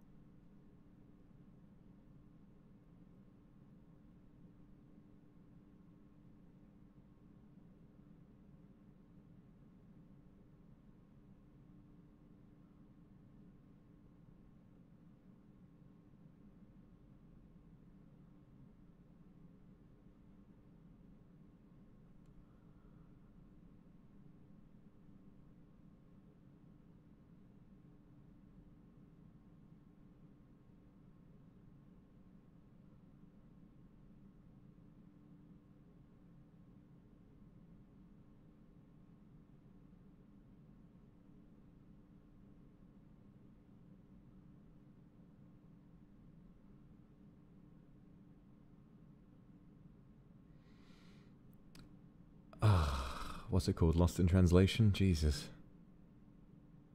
Yeah, I couldn't hear anything. No, yeah, that's the point, is that, you know, they don't give us an answer, which is, Yeah. you know, an interesting. It's always an interesting decision. The only one who yeah, the only one who knows is Mademoiselle. Got all of these different people coming. I guess this occult or organization are just looking for answers.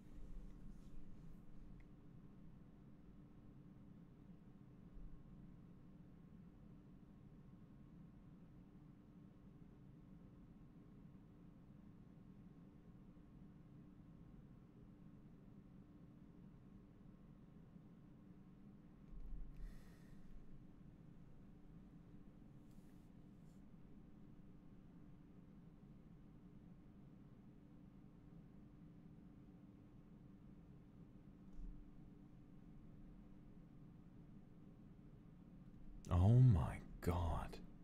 They want to know what's after death. That is very cult-like, isn't it?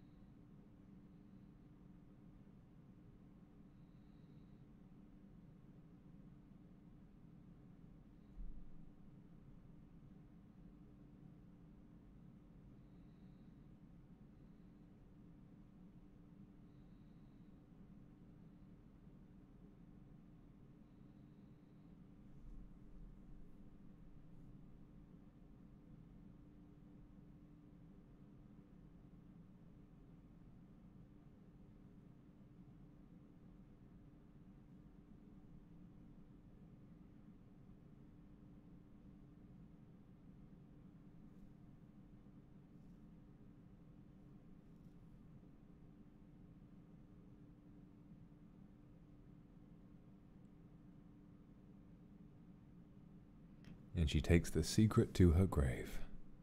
A martyr. Martus. To witness.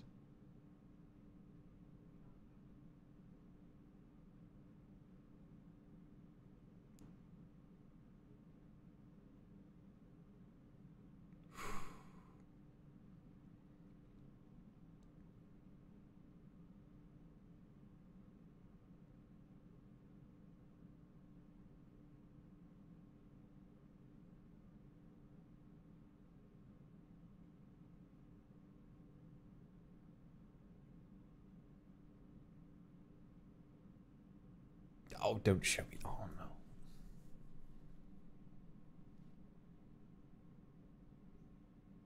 Fucking hell. Oh my god. Holy crap. Otsu, everyone who made it to the end. Jesus Everybody who Christ. made it through that thing. Otsukare. Holy crap. Oh, and I know what you mean now when you said that it all had a purpose and everything, because that was very, like, the ending especially was so interesting. God. And that's the thing about, because I remember I got sucked into this one YouTube rabbit hole once where there was this YouTube video about like the most effective torture methods throughout history. I was just, I don't know why I started watching it. But the first one they mentioned was flaying, and they said that, yeah, because flaying doesn't kill you. You just walk around feeling the pain of your bare muscles touching the outside world for as long as until the shock itself kills you, which is just impossible to even imagine how painful that would be. And God, I know what you mean about that shot where it zoomed into her eye. This film is very, it's going to sound basic, but it reminds me a lot, especially with the operatic music right at the end, a lot of 2001, where a human being sees something so far beyond themselves that we so watching far beyond can't, human understanding. We can't even comprehend it, and it's shown to us as just a series of lights and colors, and you can only imagine what that person experiencing it must be feeling or thinking or seeing. It's yeah, that's why we just see like terrifying. a light at the end of a cloudy tunnel. We can only imagine what they actually saw. The only one who knows is Mademoiselle, and why did she do that? She said, "Oh, there is something," but was there? Did she maybe there is something and she wanted to go there right away? I think that's it, because if she told her there's nothing after death, she would not have killed herself. She wouldn't have so willingly gone to it. She must have described something wonderful on the other side. Or maybe there is something, but because of what they've done, they can never go there. So everything was for naught. Or maybe there was just nothing. And knowing that all those years, after all that work and pain that you've caused others, that it was all for nothing, wouldn't that break your spirit? But if you saw what was after death, wouldn't you be afraid to go there? If you saw there was nothing and it wasn't wonderful, why would she go there so willingly? Like, she doesn't, that's the thing, is that she doesn't seem scared. She seems like she has purpose. You know, she's like, she said with confidence, you know. I couldn't tell if it was confidence or just defeat. I don't know. She almost like pops a one-liner though. She's like, keep wondering, bang. You know, to me, I almost feel like she wanted to take that secret to her grave and was so eager to see what lay beyond that, you know, she just couldn't. She just, you know. Yeah. It's difficult to describe, but yeah, Jesus Christ. I hesitate to say thank you. I hesitate. But thank you for showing me that, because it was such a unique experience. Probably the most vile, like, difficult to experience film I've yet seen, but so interesting in its own way, and with violence that came with such purpose, and every death had so much weight behind it and was so difficult to get through. I mean, this really when takes people this think to about another movies level. that are difficult to watch, a lot of the violence tend to be for shock value. But because you know that it's for shock value, that's why movies like Saw, for me, aren't really difficult to watch because of how ridiculous it gets. Yeah. This is difficult to get through. Yeah. This is genuinely difficult to get through. I'm surprised they got through it in one sitting. There was a point, like around the halfway point, I was genuinely going to ask to take a break. Like, I was going to be like, I need to get some fresh air, I need to stand up, I need to stretch, I need to crack my back. That's a lot coming from you because of how you are very adamant about sitting down, watching a movie from start to finish. I know, I really believe that, but I was like, I was ready to tap out at some points. This was really quite a powerful experience. And I'm glad I got through all the way to the end. And I'm sorry if at some points it seemed like I wasn't taking it seriously. I was genuinely like grasping at any way possible to cope with what I was seeing, because fuck me, it's just so bleak. There is no levity to this entire experience. There is not a joke present. There is no happiness or success or escape for any of these characters. The only even remotest possible thing you could say that is nice about the film is that maybe what Anna saw is comforting to her in a way, that maybe once she became a martyr, she had forgotten about her pain and knew that what lay beyond was a better thing to experience, and so she felt comfort. Hope. One can only imagine, you know. Yeah. Fuck.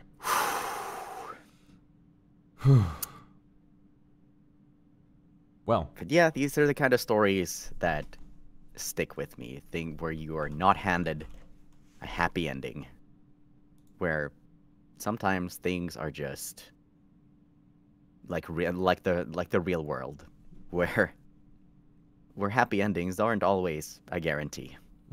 And it's so interesting as well, I think, about Lucy, you know, and how her experience, her entire life was completely and utterly defined by her childhood abuse and what she had been through.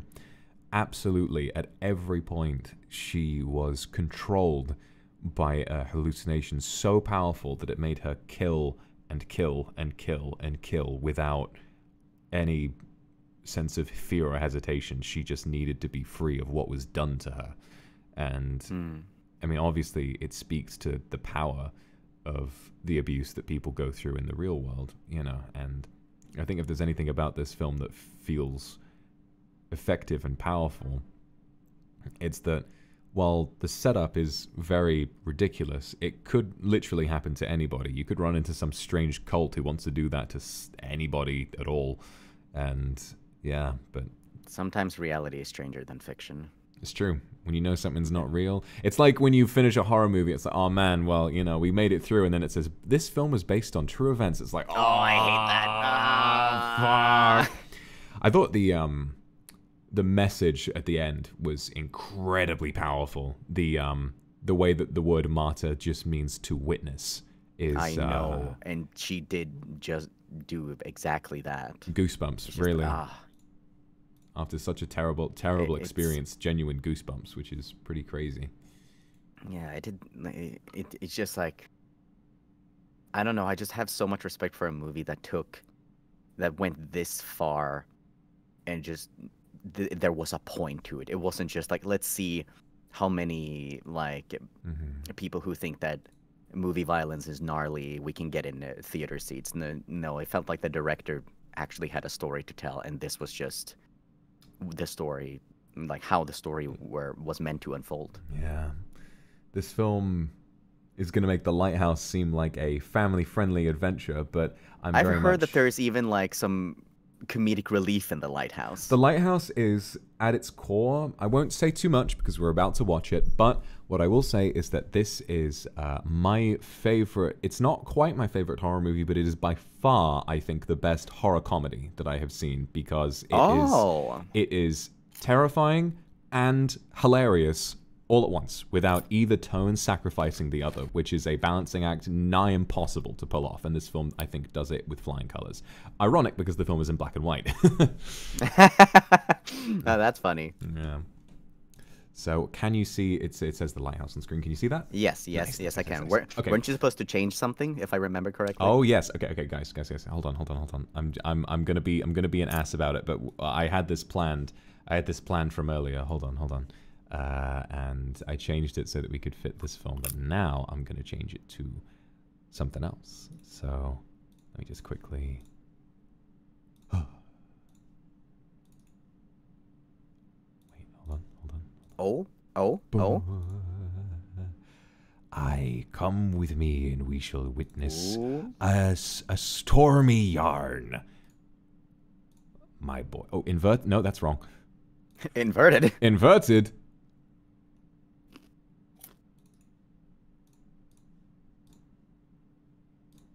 Oh no, I'm turning into Bendy and the Ink Machine. I welcome me hearties to The Lighthouse, a story from long ago, a stormy yarn. Allow me to also, I have a fun idea. I'll change the chat to black and white as well. Oh, an ancient stormy yarn indeed. All right, everybody, let me go ahead and update the old, we are watching The Lighthouse, 2019. This movie is not nearly, is it going to be easier to get through? Much easier. I would, to me, The Lighthouse is disturbing in a lot of ways, and it's very creepy. I would genuinely say this is one of my comfort watches. Oh. Because it's very funny, and career best performances from Willem Dafoe. You can't watch a movie with Willem Dafoe and not feel a sense of like warmth pass through you. This movie is somewhat disturbing and contains, I won't be too specific, and contains nudity and some violence. There we go. All right. I'm quickly going to go and grab a drink. If you could entertain my chat for a moment, that would be really helpful. I will see you in just a moment. Sure thing. Hi, Chad. I am deeply sorry to everybody that had to tap out. We tried giving as many warnings as we could. That Martyrs is a lot to get through. To all of you who managed to get it and get through all the way, I salute you. You are troopers. For all of you who had to tap out, completely understandable. No one is going to hold that against you. It is perfectly fine. It is a lot to get through. It says, see that somebody said that was an interesting experience, and I'm glad, because there is a genuinely intriguing story underneath, like, all of the terrible things that happen there, and it all really comes together and has a purpose at the end of the day. I see that the general consensus seemed to be that it was a good movie. It was just very difficult to get through. I would agree. Somebody said, yeah. I see that somebody said that they cried. Is that okay? Of course it's okay. Oh, I almost cried a bunch of times, yeah. Yeah, absolutely. Holy crap. All right, I'm going to make a little tweet. We are now moving on to the Lighthouse. It's one of my favorites, so please drop by if you can. Yeah. I'll send a little screenshot, I think, of our setup here. There you go. Ike, can you give me a smile? Beautiful. There we go.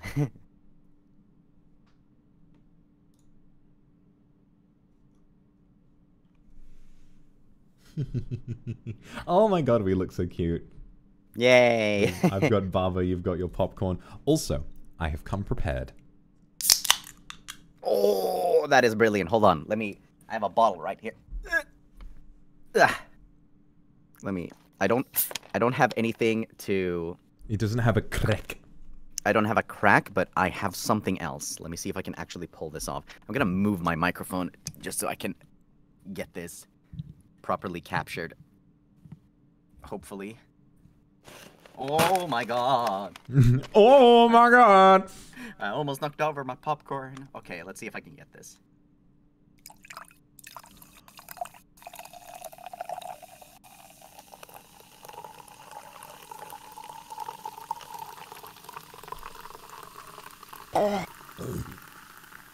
You almost made me laugh, which almost made me spill my drink. A beautiful ASMR from my buddy Ike. Jesus Christ. Let me move that. So. Alrighty. So. Woo! Sorry.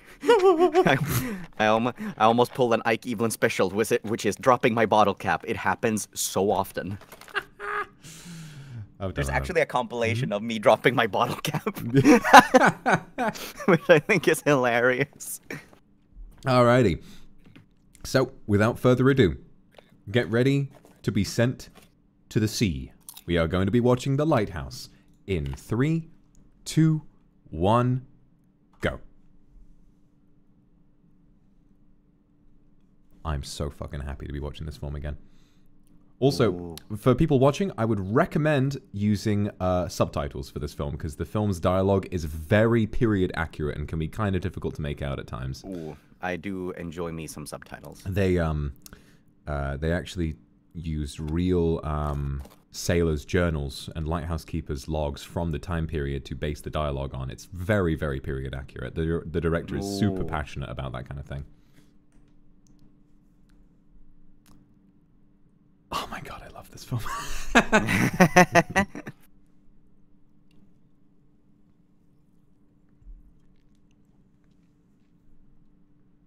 Boom. Boom. The Lighthouse.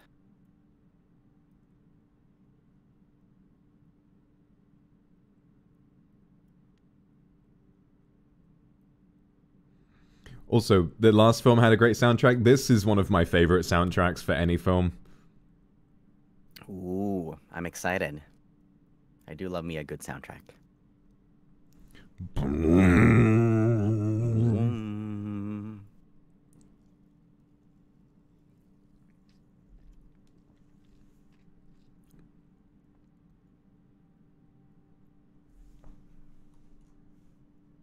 does feel very period accurate, just like from the fact that the aspect ratio.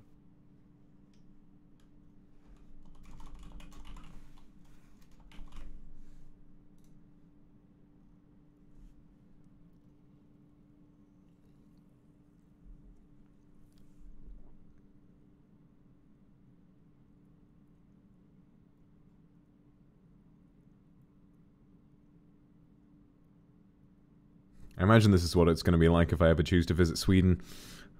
Oh my god.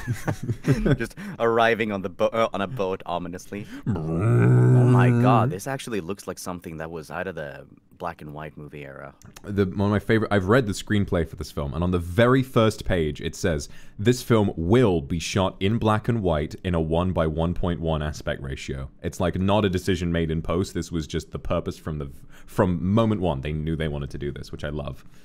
Did they achieve this look with like post-production like David Fincher, or did they actually use I believe equipment to... very authentic film and camera work was used to ensure that it looked like this, yeah. The director is a real stickler for that kind of thing. It's the same director as The Witch, correct? It is, yes. Wrong. And The Northman too. Ooh, okay. I haven't seen The Northman yet. I've heard it's good, but it didn't do very well at the box office. I have not seen it either. I can finally dig back into my popcorn. Let's go! You don't understand, like, I feel such a levity in my chest right now. It's like a giant weight has been lifted.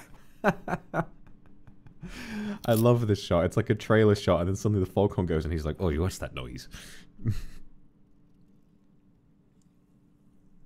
What's 1:1? It means that it's a square.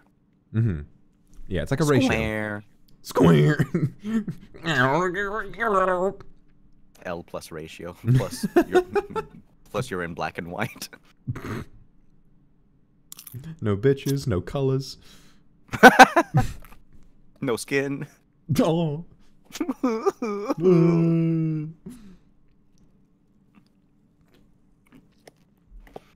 I actually held back a really bad joke during that scene. Oh, what were you gonna say? I was gonna say, yas, bitch, flay.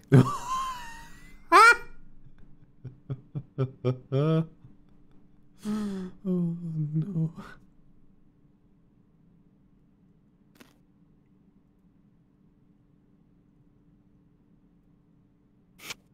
That might be the worst thing I've said.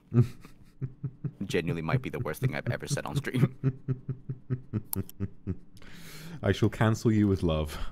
Thank you. I deserve it. After that, I deserve it.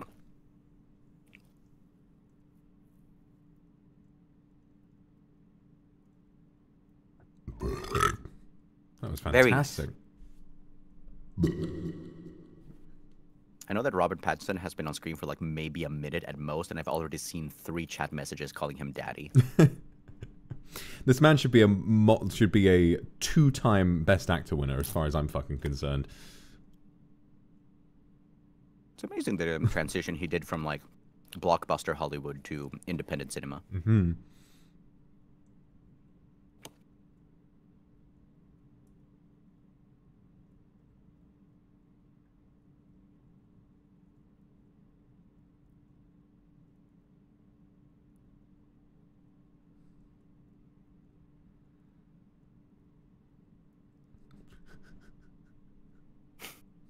You didn't. For a second, I thought that was you. I thought it was your soundboard. I've Pavlovian conditioned you.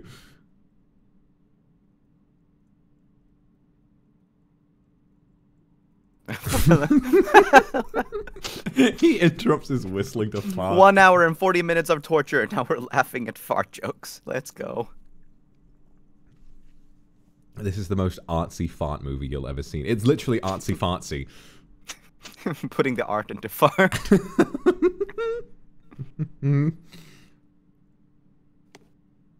Man ripped one so hard it ripped the mattress. Shot out like a bullet.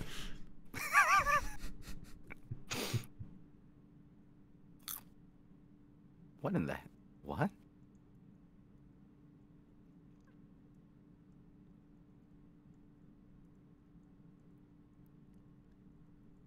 Now, I believe, it's not a spoiler, I believe that is called a scrimshaw, and it's a little doll carved out of some kind of, I believe, a shark or a whale's tooth.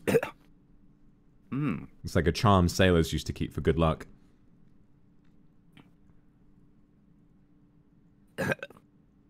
Excuse me. Bless you.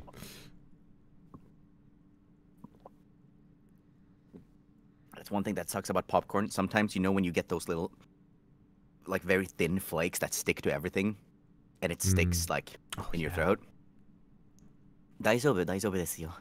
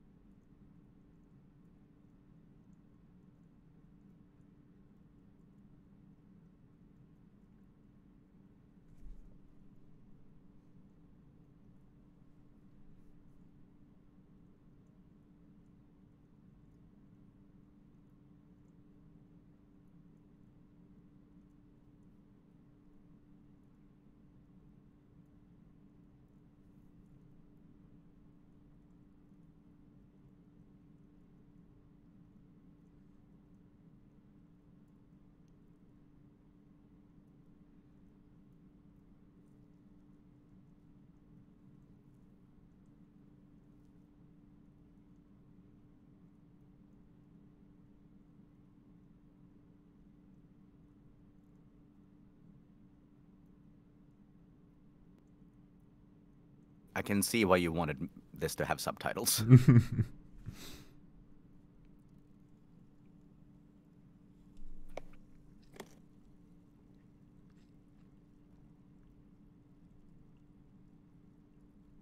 Well, so what a powerful dig. Didn't picture you were reading, man.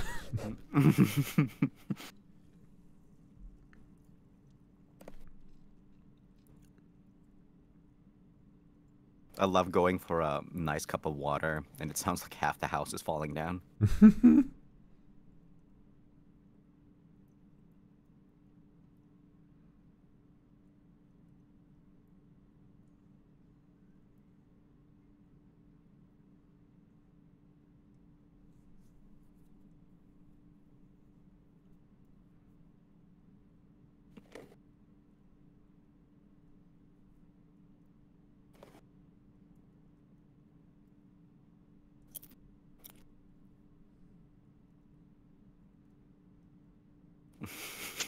Ice!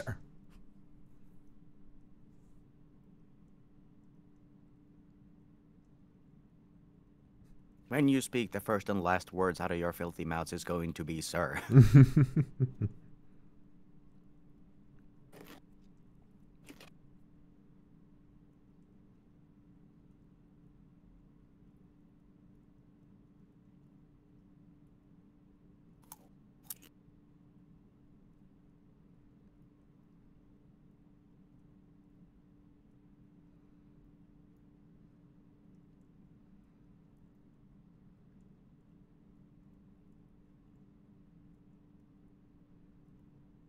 I can't describe to you what an experience it was seeing this in the theater, with how loud the foghorn was and how dark the room was. I genuinely don't think I've ever been more immersed in a film. Something about foghorn that's incredibly unsettling. I know that the foghorn in Silent Hill is also pretty unsettling.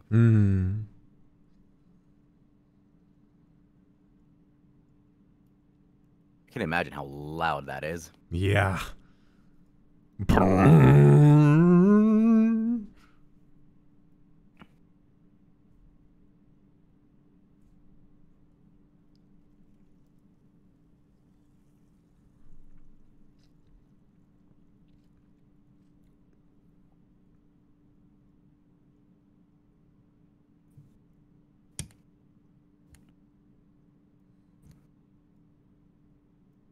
What is the loudest sound you've ever heard? Oh, I remember I was picking up someone from a thing. I can't remember what it was.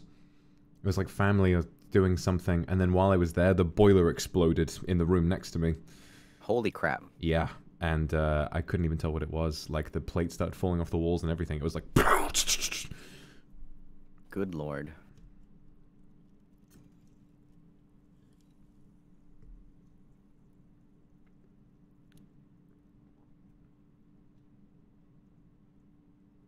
This is me waking up half an hour before stream.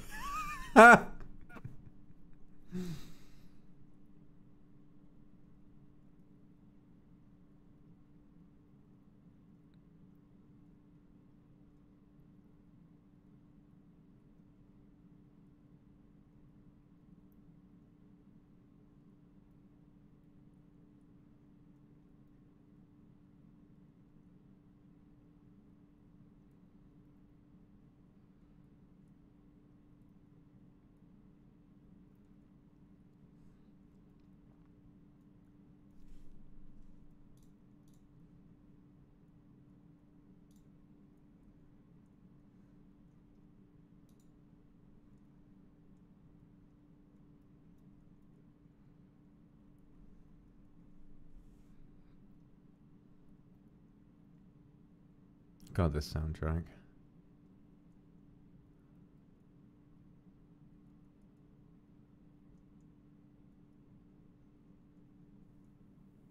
Man, with a shot like this, I half expect death to show up and challenge me to a game of chess. If anybody gets that reference, you're based. I think I do, actually, yeah. Seventh seal? Yeah, that's the one. That's the one.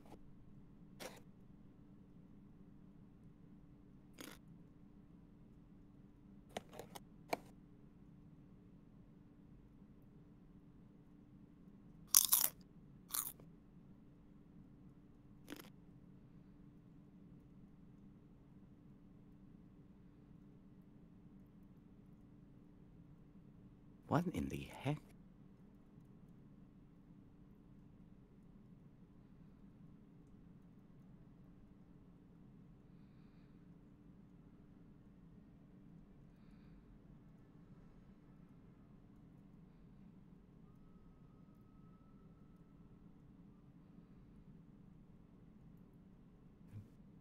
Finana? Oh, God. Oh, the sound design on that was terrifying. Yeah, that in the cinema gave me fucking nightmares. It was horrible. Ugh. Also, possibly the best scene transition ever is coming up.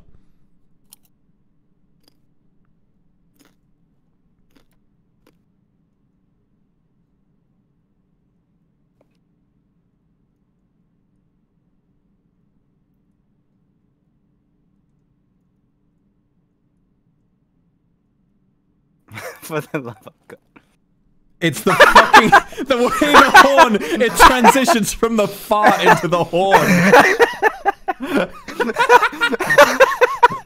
It's like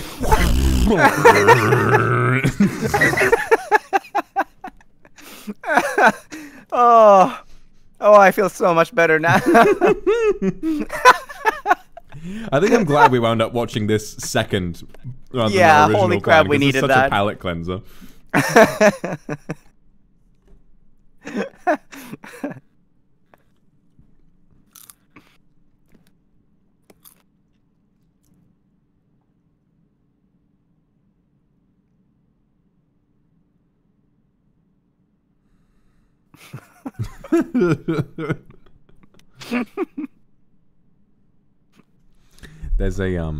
There's a YouTube video taking the scenes from this film and replacing the music with the SpongeBob soundtrack, and it works incredibly well. I notice how quiet the voices are compared to the music, and it's really effective. Mm-hmm.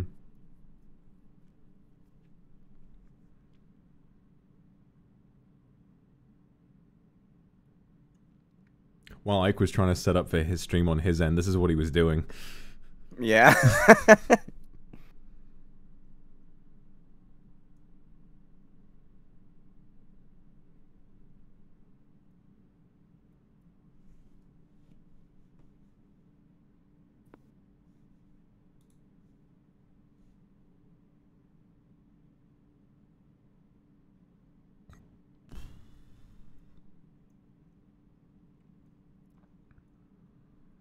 I have half expected there to be another fart when he did that.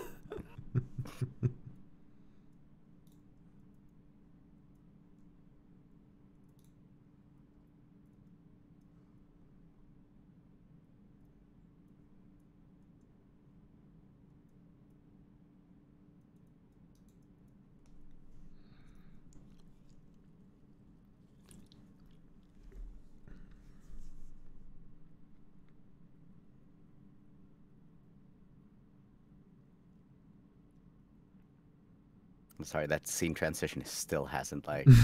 hasn't fully left you. I'm still not over it.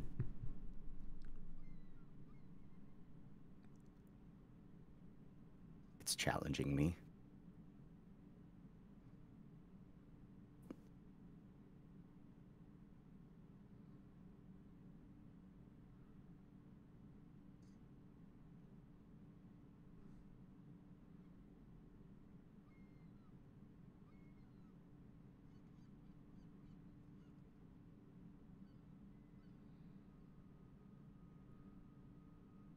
I can only imagine what kind of disses that seagull was firing off at Robert Pattinson. In his own language. L plus ratio plus no sirens.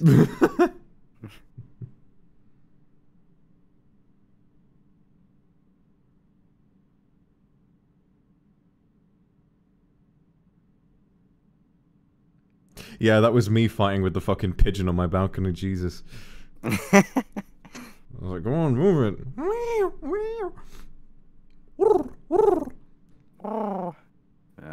Freaking pigeons, man. NIJISANJI. Pidgeys?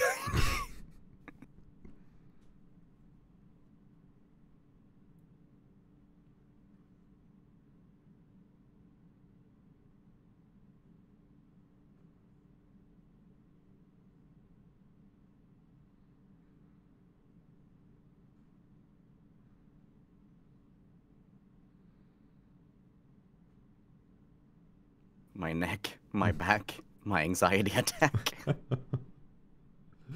He made it, he made it. This was me trying to carry my dishwasher up the stairs. Oh my god. I almost fell backwards on the stairs when doing that, by the way. Holy I shit. genuinely could have died.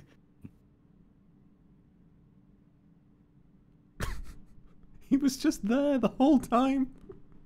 And he didn't do anything.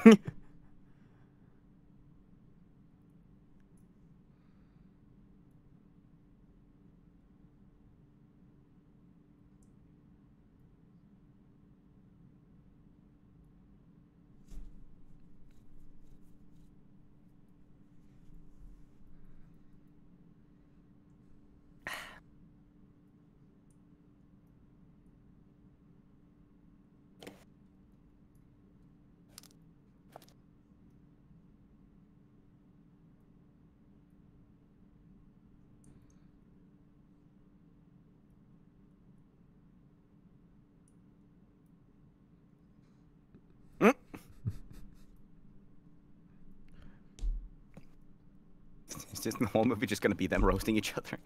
You know, if I was Riku Tazumi and I was interviewing people, I'd be like, I'd open it like, didn't picture you were reading, man. And I'd just open it up pretending I was like a fucking pirate. Oh my god.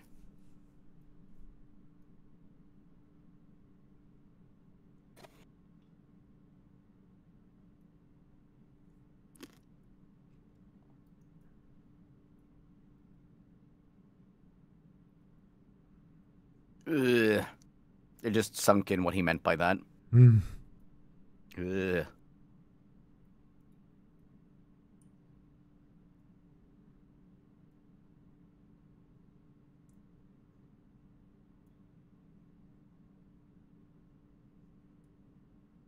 Fortnite means 2 weeks, guys.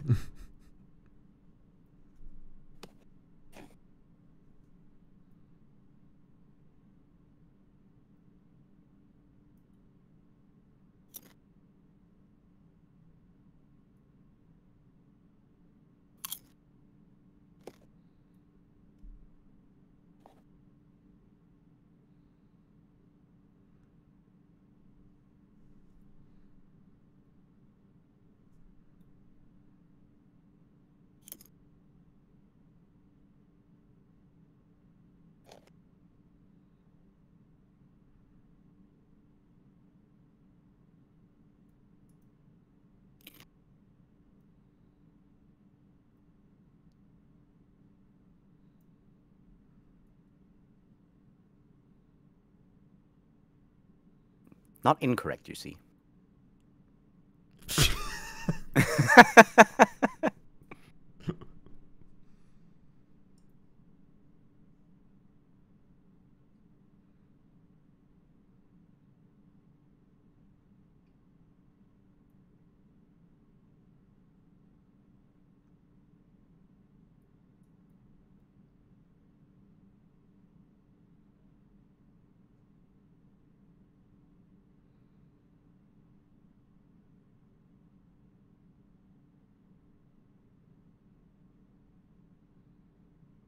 Oh.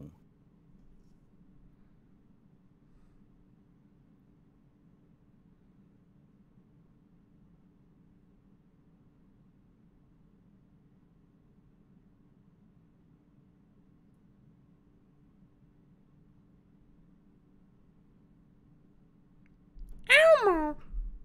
Oh my god.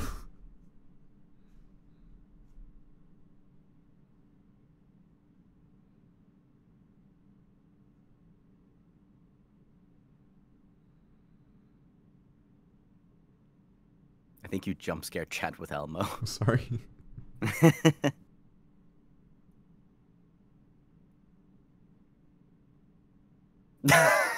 Sorry. Best leave him be. You will lose. Oh my god.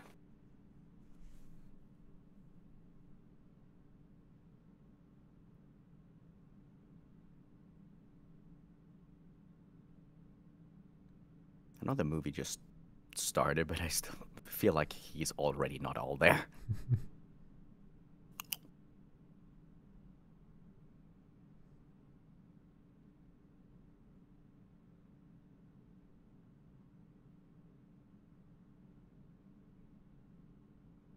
I'm so glad I never got addicted to coffee. I feel like I would go mad if I couldn't have it. Yeah. I don't really need it for caffeine. I just like the taste. That's me with energy drinks. I don't really need the caffeine. I just like the taste. It's honestly kind of how I feel about beer. I don't really get drunk unless I have like a ton of it. I just love the taste. I would like to politely differ. I've seen you play Portal. Well, I had had a lot to drink, to be fair. Tascare. Speaking of Tascado.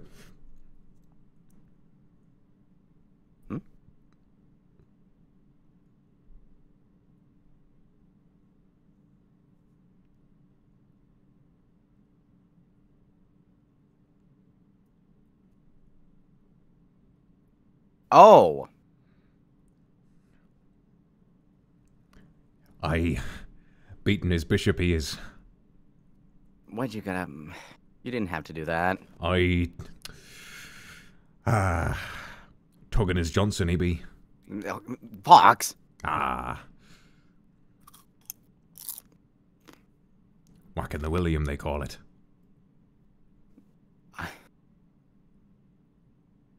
I am going to go down to the shore, skip a rock all across the pond to hit you in the head.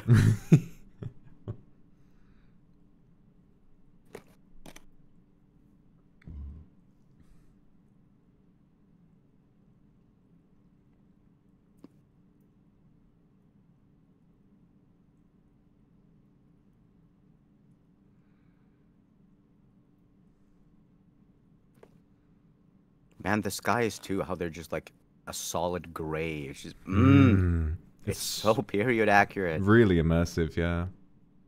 Oh, I love this scene.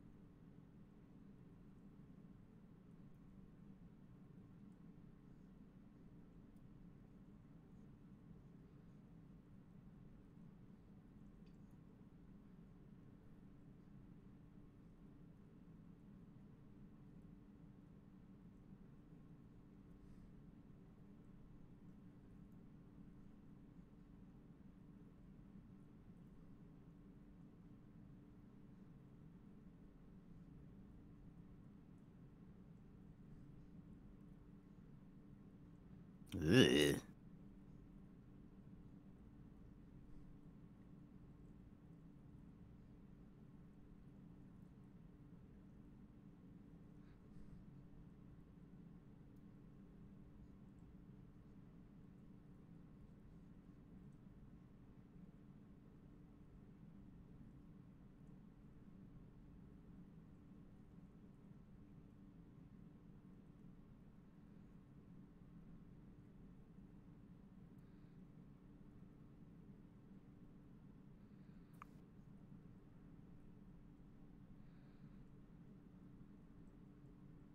when you meet a person like that, it's so difficult to know if I've done the best of my ability and that isn't enough, what else am I supposed to do other than do the same thing over again? Mm-hmm. How do I know that that's not just gonna yield the same result? There's no winning, really. Well, heck me, I guess there's just no winning in life then. Yeah.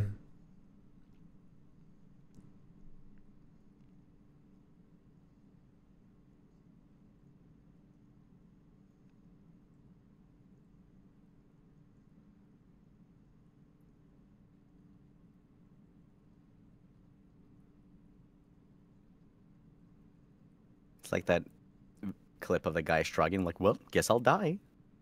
Oh no. Ooh. That's like the bottom coming out of your grocery bag. Oh, yeah.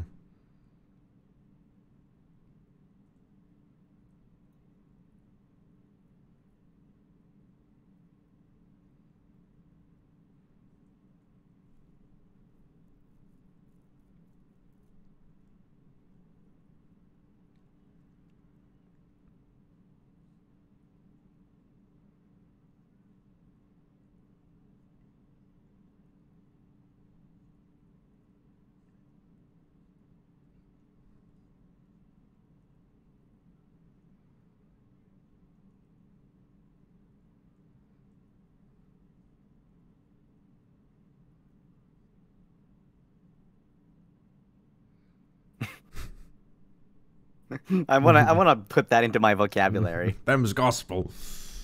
Just like you're making high marks in me logbook, them's gospel.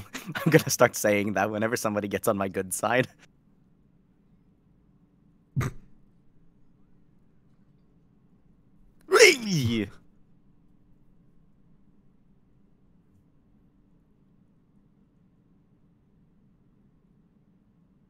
Like, that's one of the scenes you can imagine having a SpongeBob track fit so closely to you, like the bum. It's amazing what like soundtrack does for the tone of a scene, Oh yeah. or sometimes lack thereof. Hmm.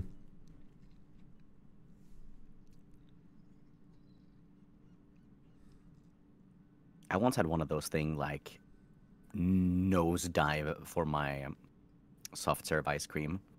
Oh my god. Helsinki seagulls.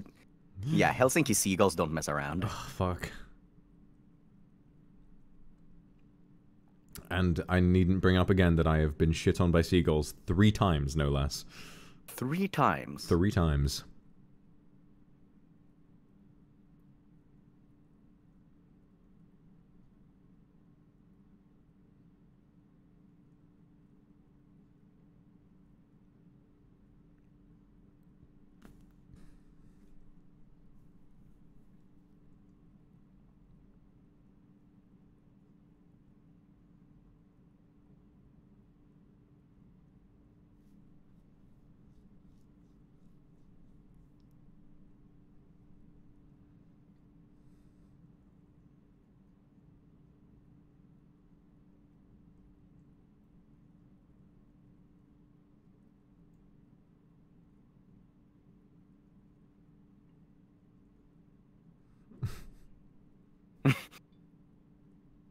I wonder at what point you just give up on drinking the water if it's gonna taste awful every single time and just turn entirely to the flask. Because at least it isn't contaminated.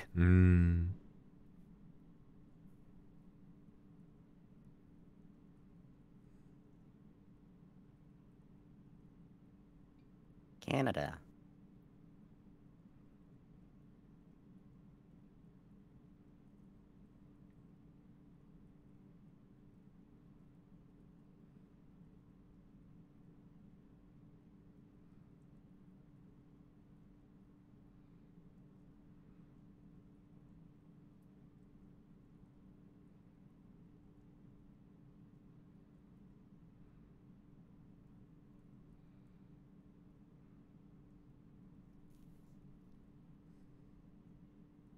What do you think would be more maddening, being lost in a seemingly never-ending forest or lost in a seemingly never-ending ocean? Forest. Not saying it's Forest. I would much prefer. The ocean would drive me insane so quickly.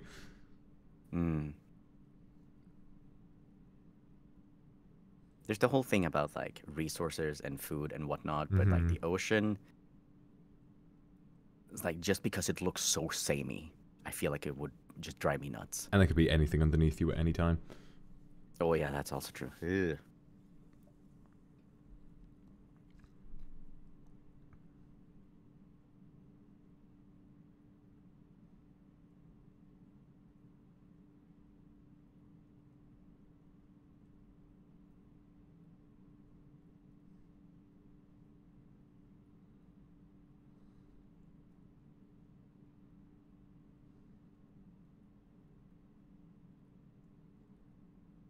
A wiki? That's the name for a lighthouse keeper, yeah. I did not know that. Like you're lighting the wick on a candle. Oh.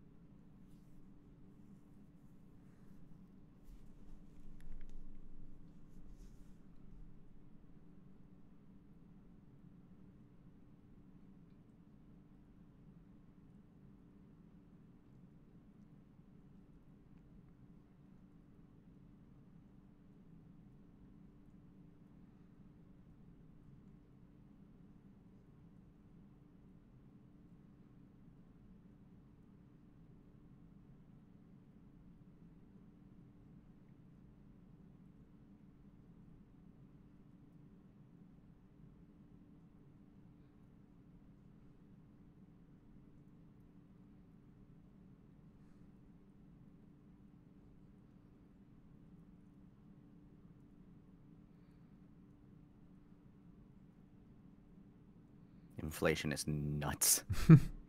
Yeah.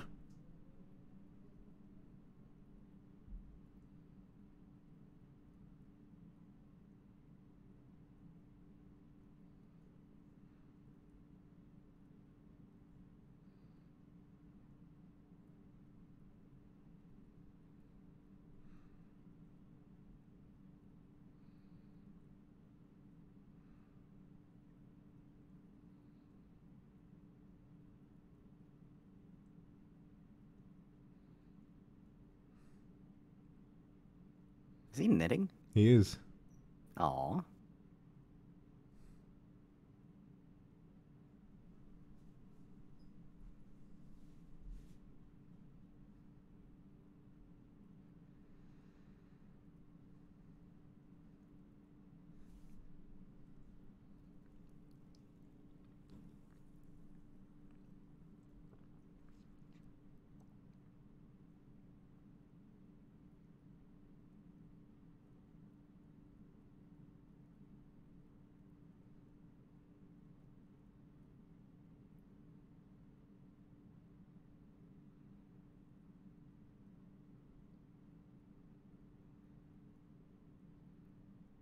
The way they're making out like the actual light of the lighthouse itself being so hypnotic.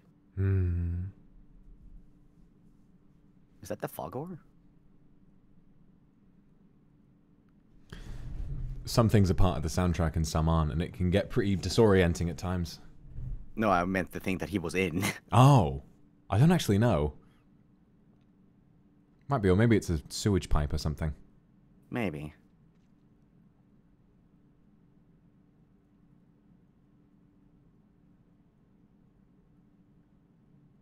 Just imagine what if it was the fog horn, it goes off and he just flies out. I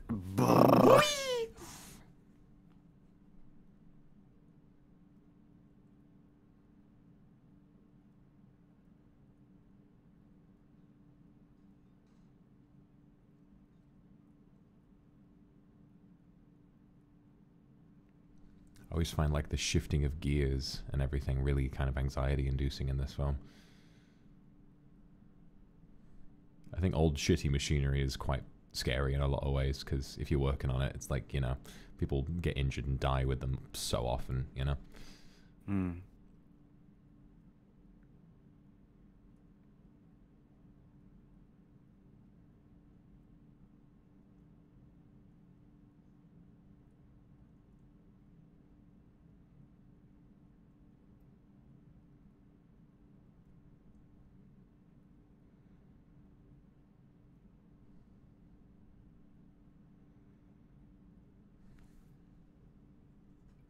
Huh? What's that?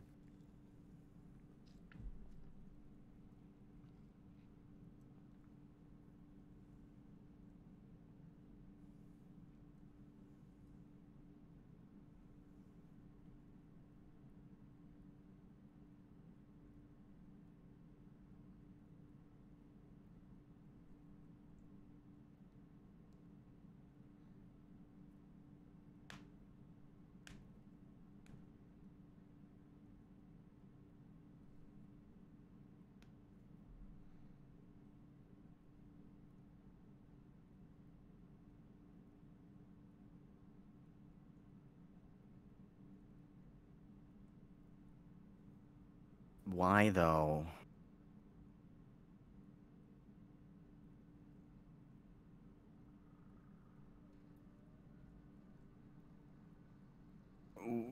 Wait, never mind.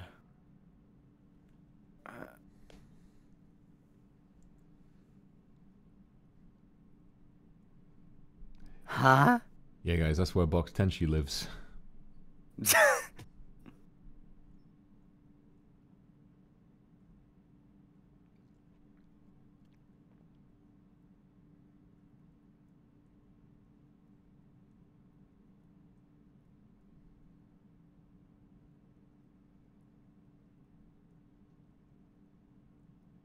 That genuinely looks vile. Hmm. Oh, Certified Hood Classic coming up. Certified Hood Classic. I just get excited by so many little moments in this film, I don't know. That's the thing about movies you like. You're just like eagerly like tapping things around. Oh.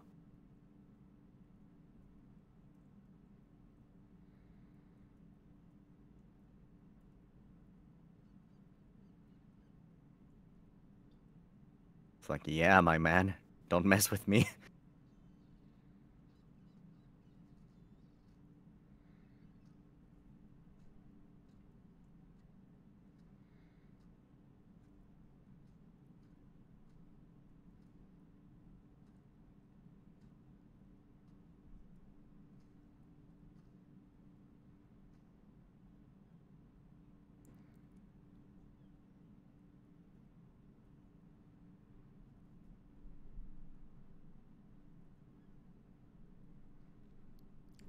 It's bad luck to kill a seabird.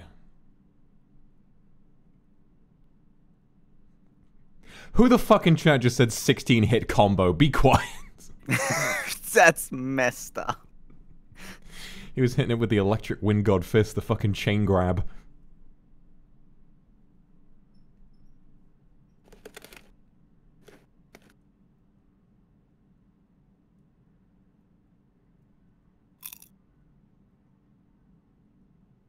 Speed.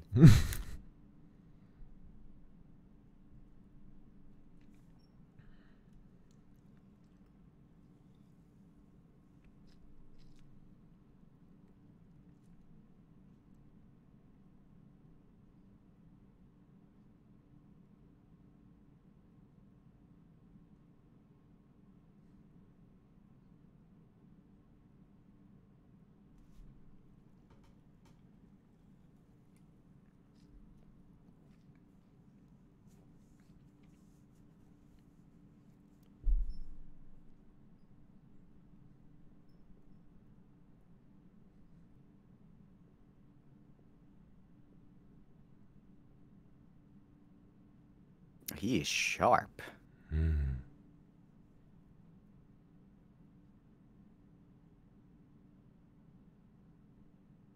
storm's coming in. He's calling it. He's not going anywhere.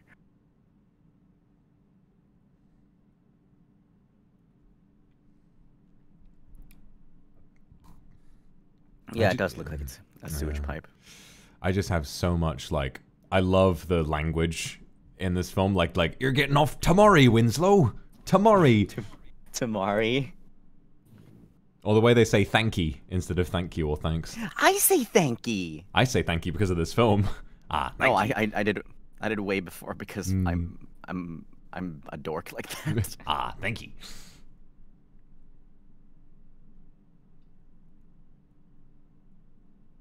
I just add IE to the end of a lot of things, Pike. I don't know. Because you're fucking cute. adorable, that's why. Shut up.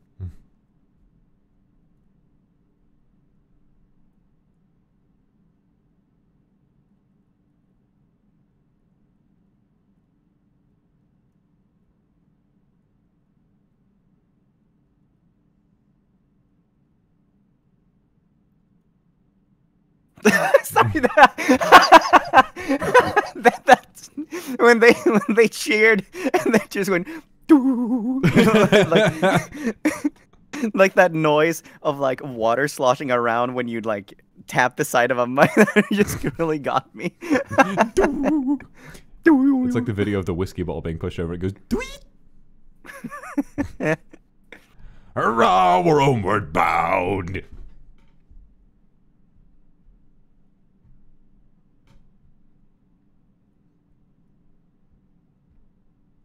Oh, we're homeward bound. Hurrah, we're homeward bound. A couple more drinks and this is where we would have ended up.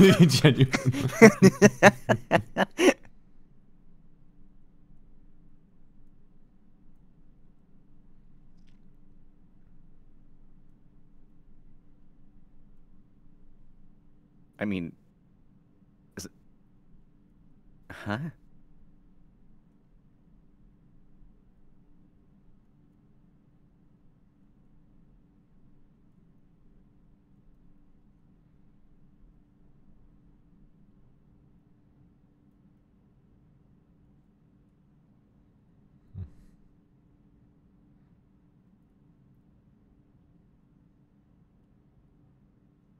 Two bros chilling in the lighthouse, 5 feet apart. Because they're not gay.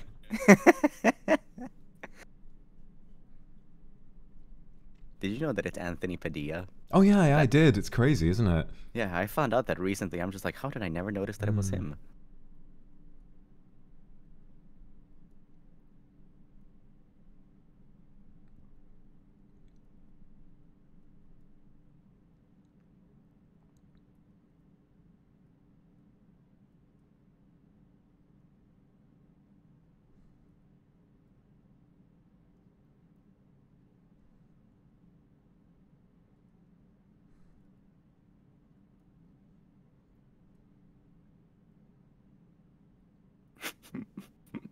Mine? At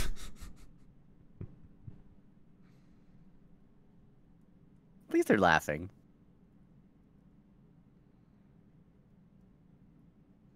I just love how fucking off the hinges this feels. Like they're having a nice conversation and then they borderline almost like get into a fight and then he's like, nah, you're right. That's when they kiss and make up.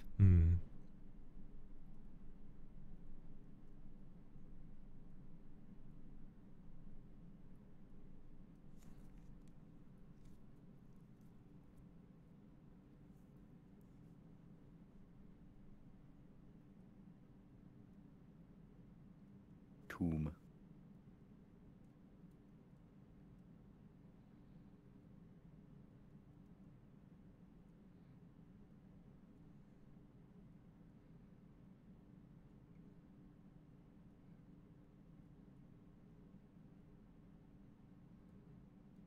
I was hoping to get the funny cheers again. Boing. Boing. This is the face of a man who's deeply hungover. Look at that.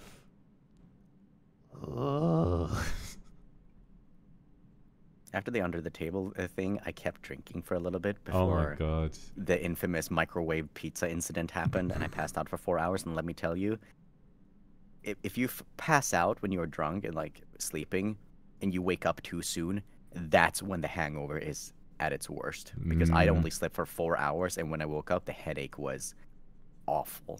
But once I went back to bed and slept for a couple of more hours, it was gone. I had that when I had 2 bottles of wine and slept and passed out for 5 hours after my drunk ASMR stream that I did. Jesus Christ, I've never been more hungover in my life. The wine hangover hits so different. The taste, oh my fucking God. I don't even want to know. The chamber pots.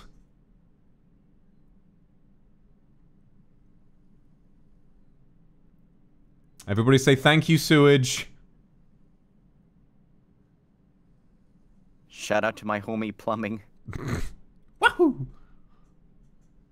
It's like that thing from Hercules. Indoor plumbing. It's gonna be big.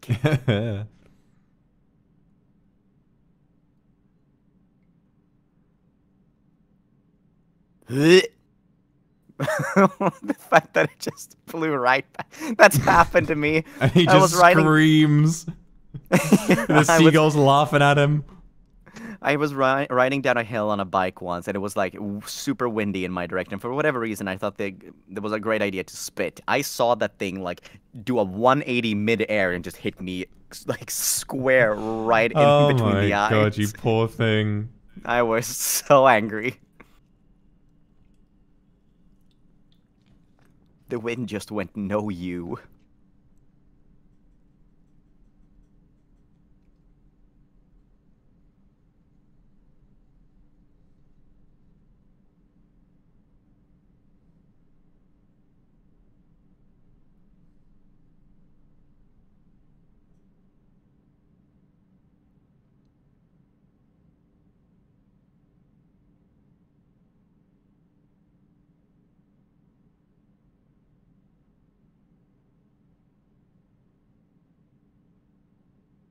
What in the...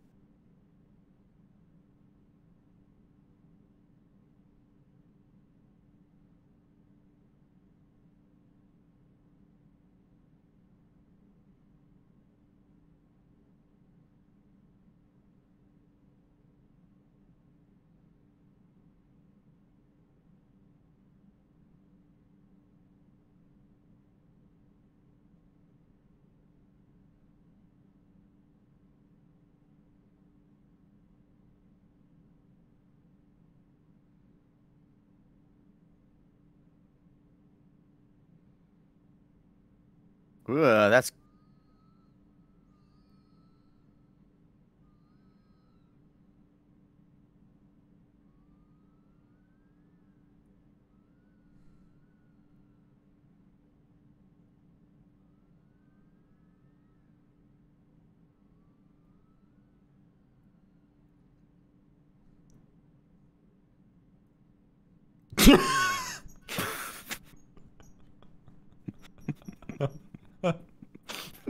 I didn't mean to laugh at that.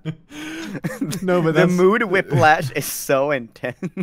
That's what I mean about this being the best horror comedy, is because that was a genuinely disturbing scene, and then, what are you splitting your lungs for? You smell of shit. Like, hold on. I'm not going to pause it because I've seen this before, but I really quickly have to pee. I'll be back in just 2 seconds. Okay. Itterasai. Whew. I was not expecting that.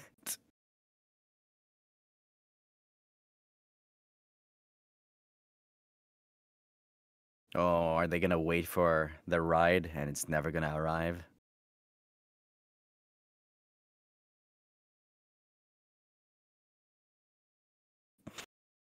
I'm still not over the mood whiplashes that this movie is hitting me with.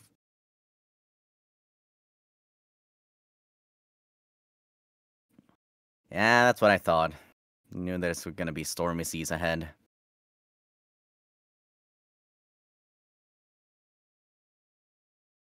They ain't getting off this rock.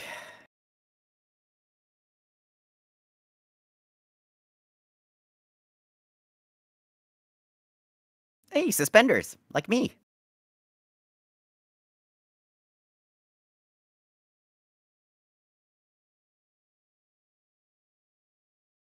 Ooh.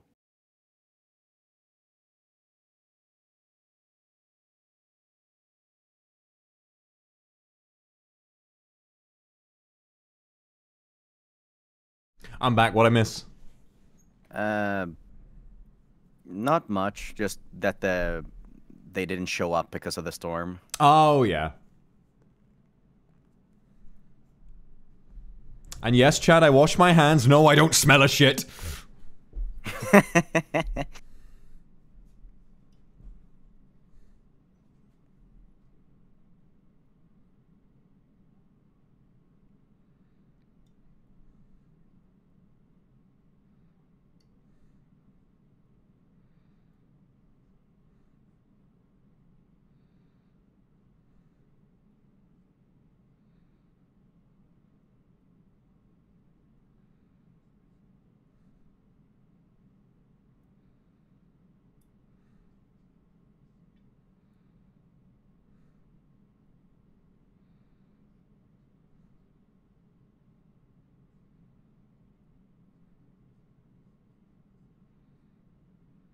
What?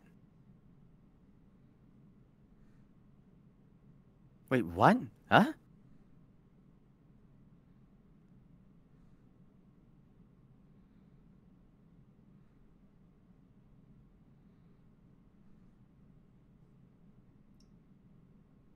Huh?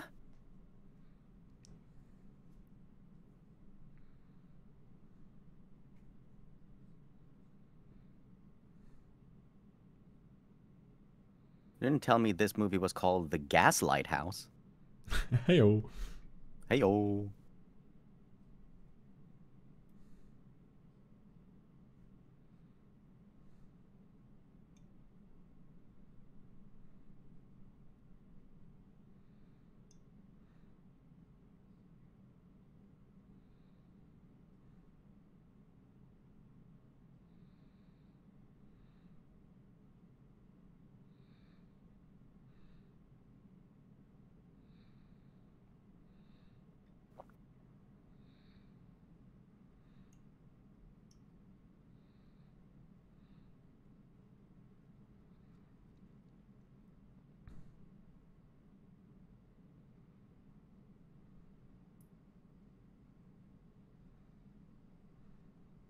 The question is, this kind of hitting me like Martyrs, where I can't tell how much of this is just psychological. We'll see.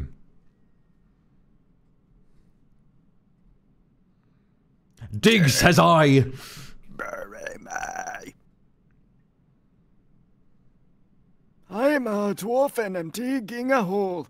Diggy hole, digging a hole.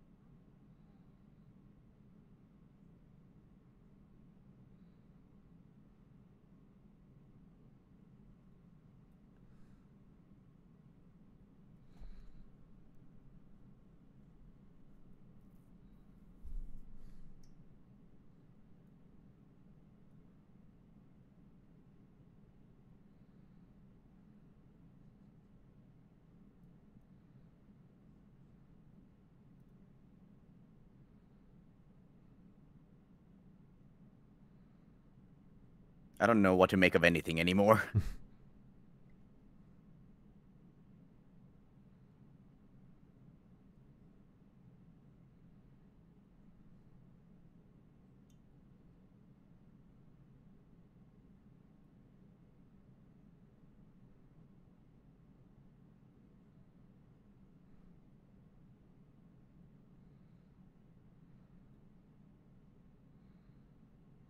What?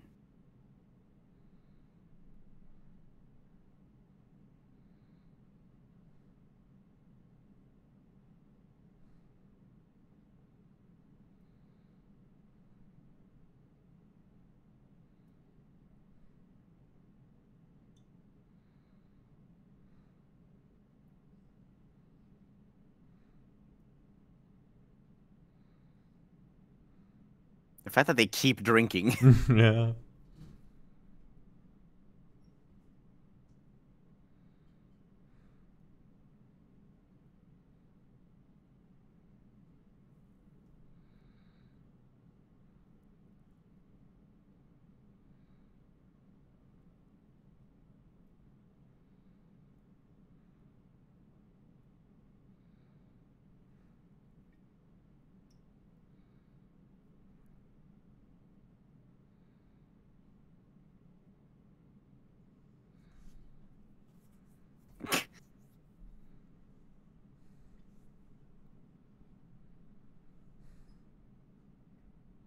you'd gag instantly. Oh yeah.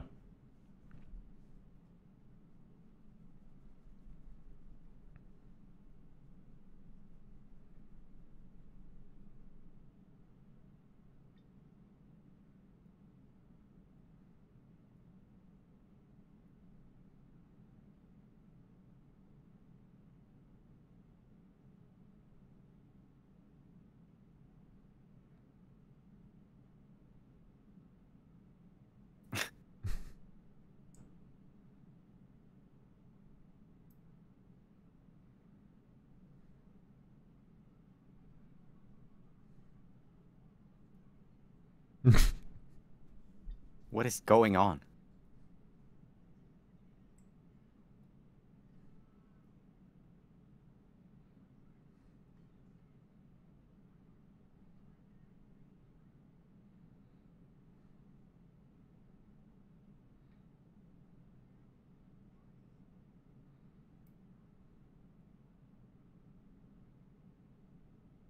Ah, what?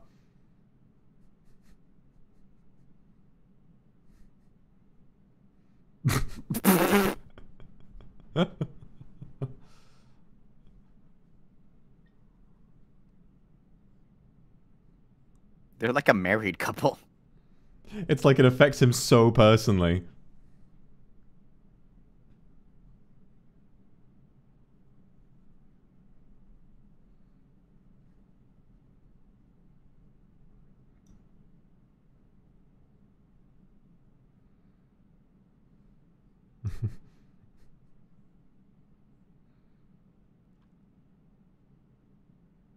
What in the... What is happening?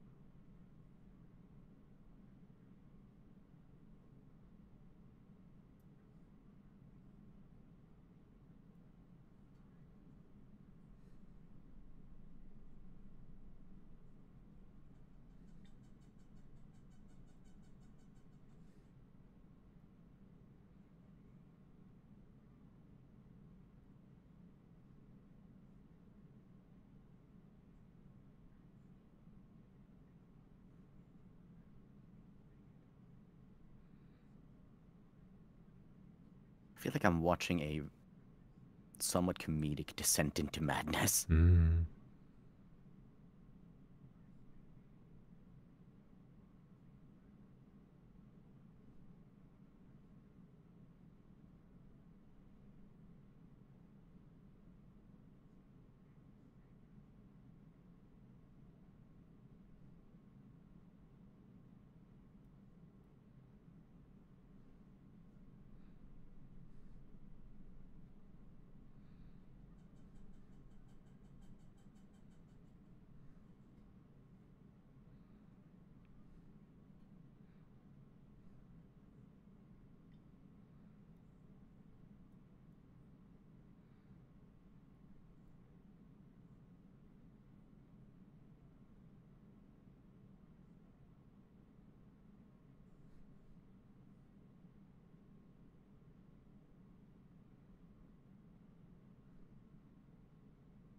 You don't really hear monologues like that anymore.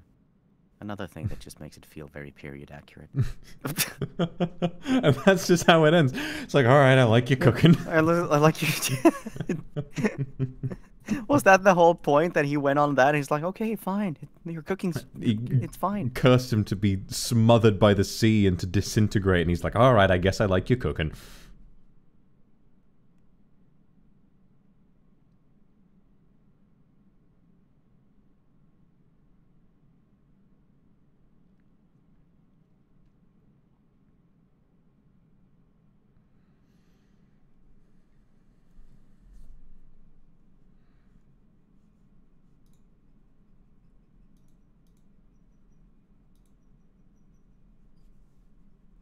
Oh my god, martyrdom. Oh my god, no, not again. Not again.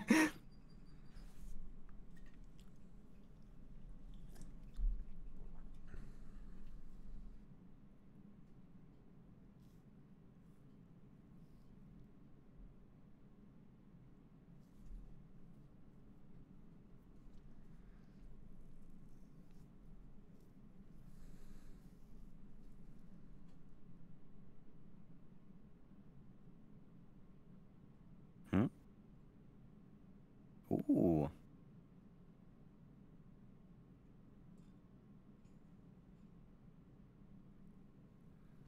Did you know that I used to unlock and lock my door with a pen? Oh my god. Yeah, a pencil. Interesting.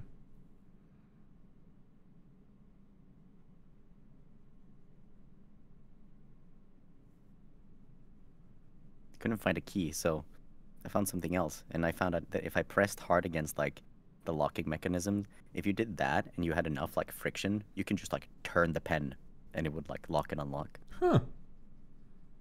Very inventive.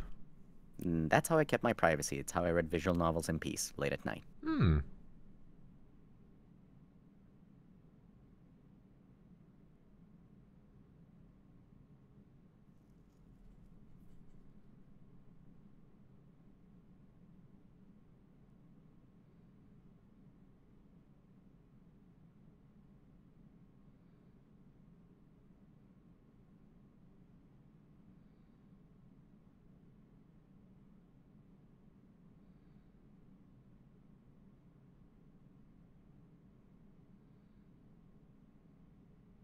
Oh. It's the first and only time that I will ever do. What in the...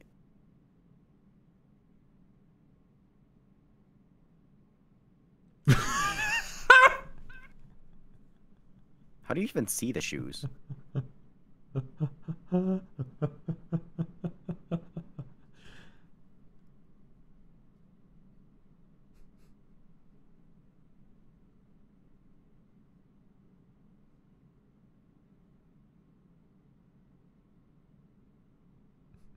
For the... Why? Why?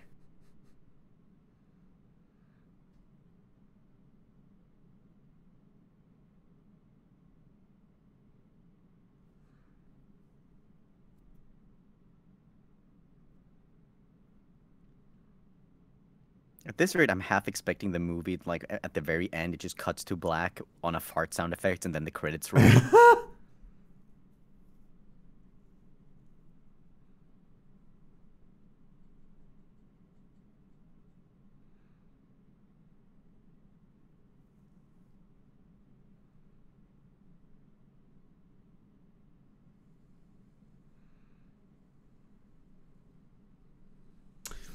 Next time we have an off collab, we're able to meet up in person. If you wake me up, I will just go like, queer way to wear your shoes. I mean, wouldn't be the first time I've heard something like that.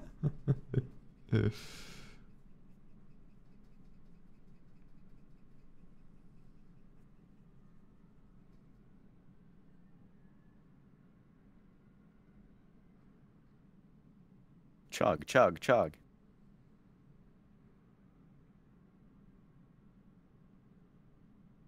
What in that? Oh my god, this again?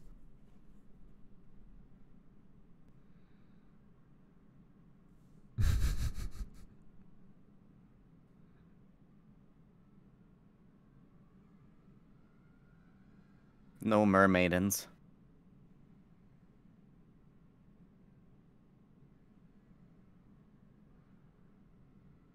Really? What in that?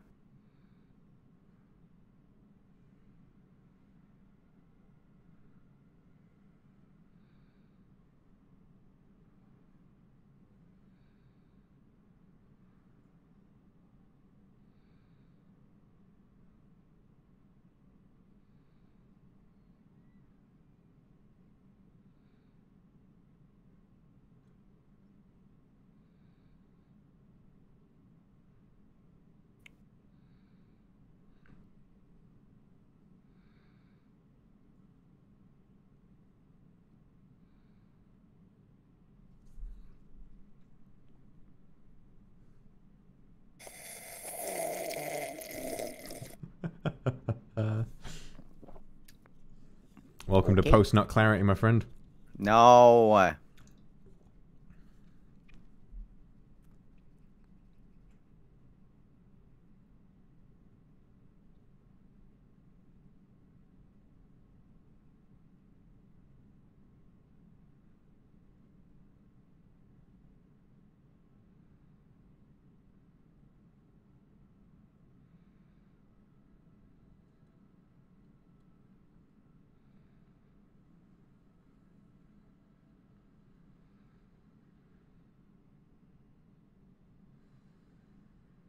Eee.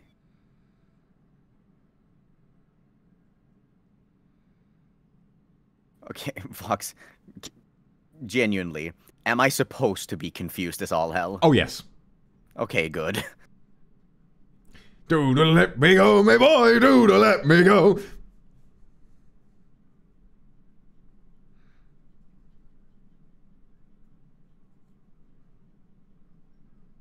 So this is sailors dancing drunk. When I danced drunk, I was in VR chat and I was dancing Hade Hade Yukai.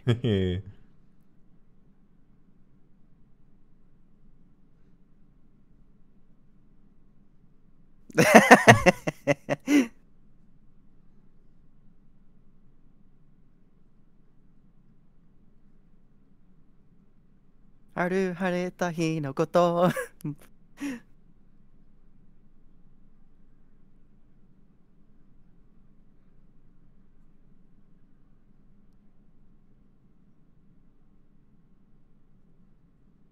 Oh.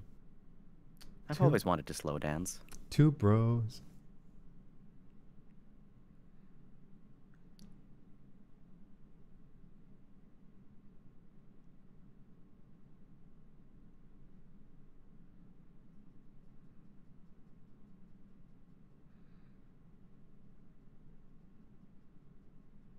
I guess in isolation, you really do become attached to one another. Mm.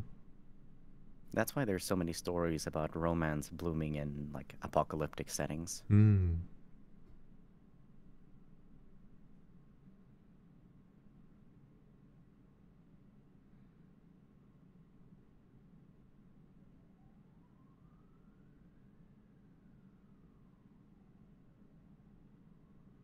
Oh my... Wait. Are we going? I guess not.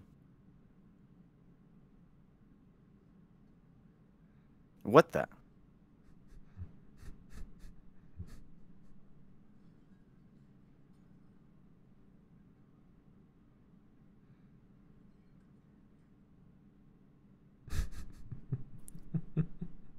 What's better than this? Guys being dudes.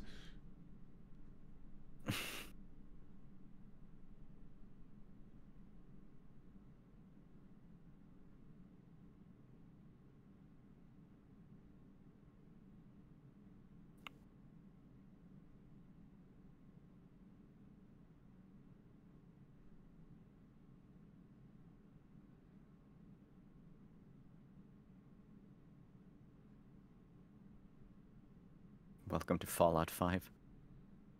Oh, that's Todd Howard, my bad.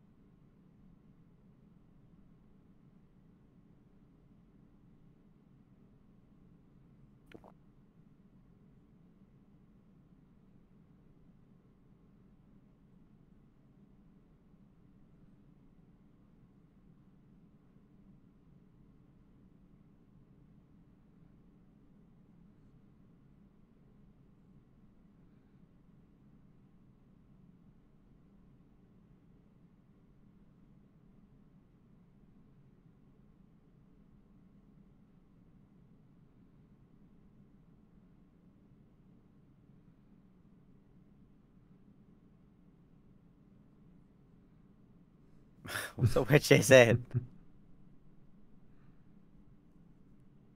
And they keep drinking. The only medicine is drink. What's a man to do I when he's know. twixt wind and water?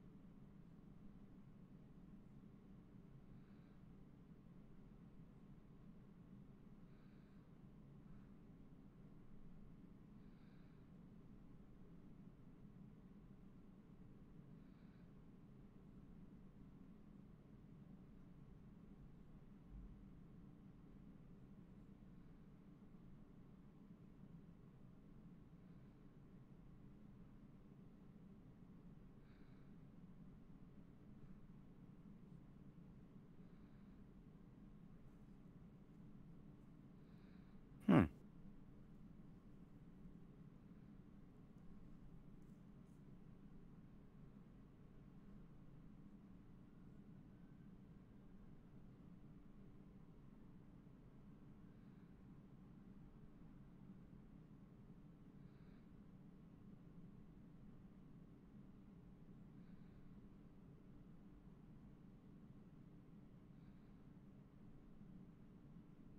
So he, like, assumed somebody else's identity? Mm-hmm. Hmm.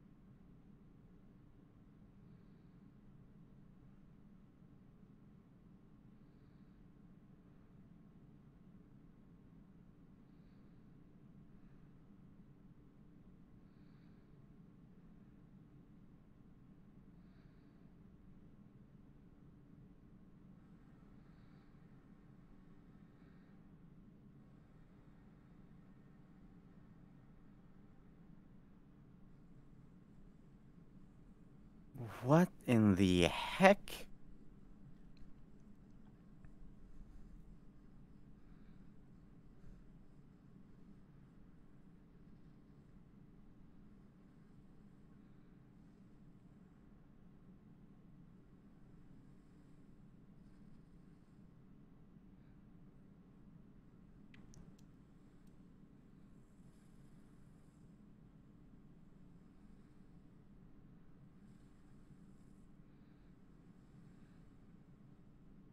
Oh god.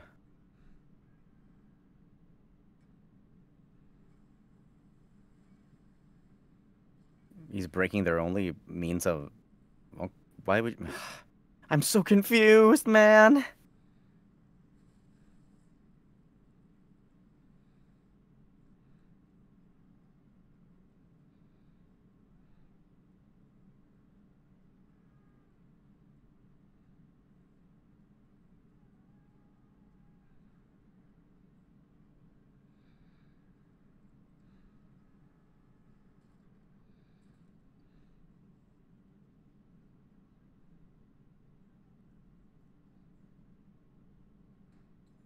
Oh my god.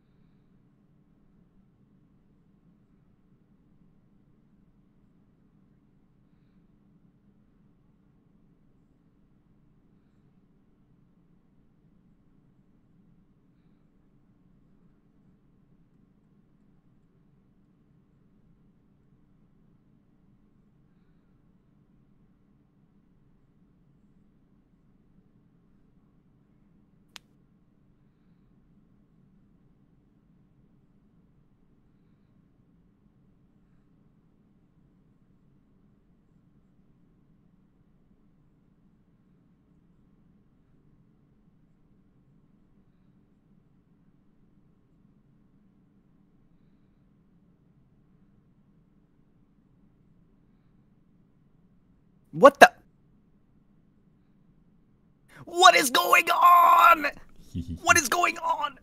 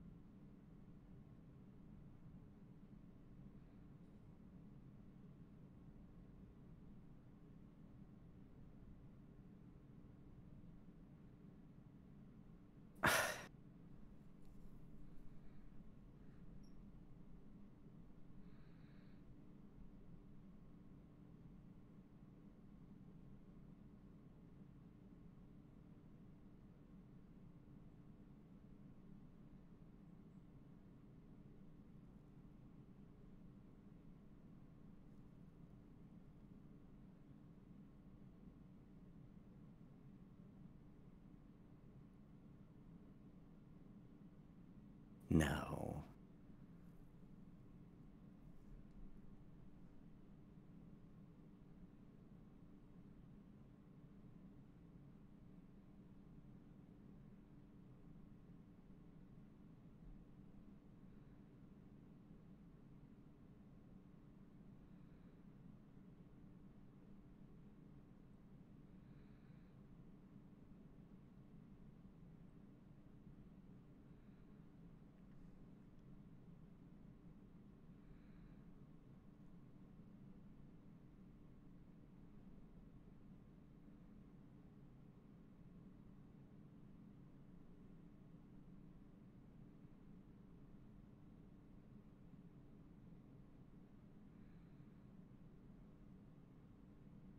Well, at least they're gonna be sober. Hopefully. Well, I mean, life finds a way. What in the heck is... They are homebrewing.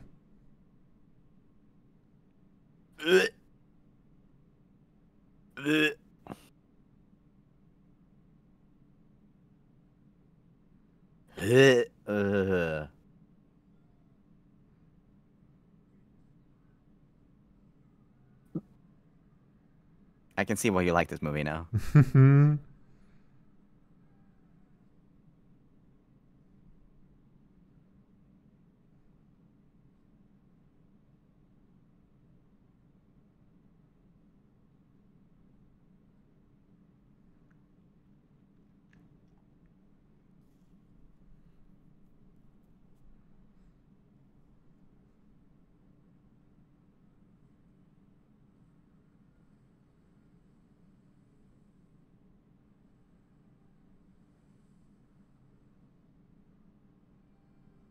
Ocean man.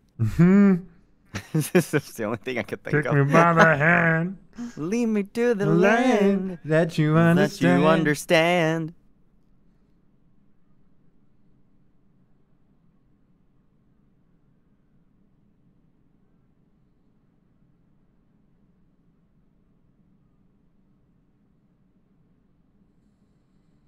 Oh my god.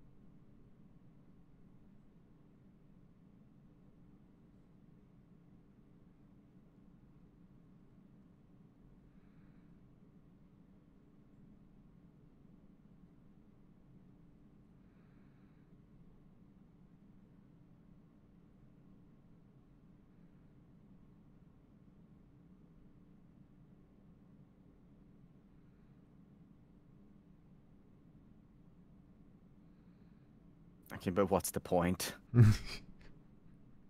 He's not very accurate, is he? No. Oh my god. Yeah, that's to be expected.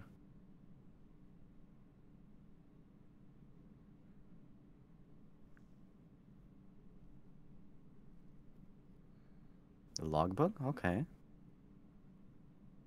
Perhaps.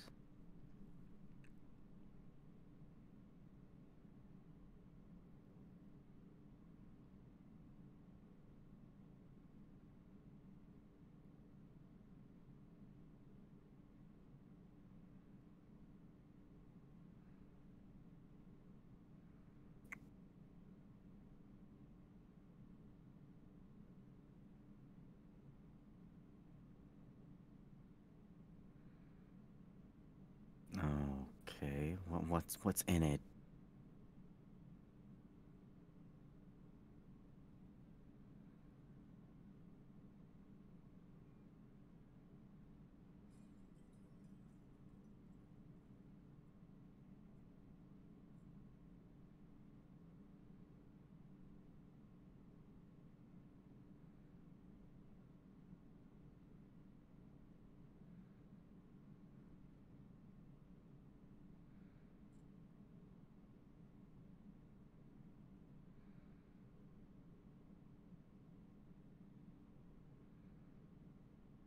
Lanky.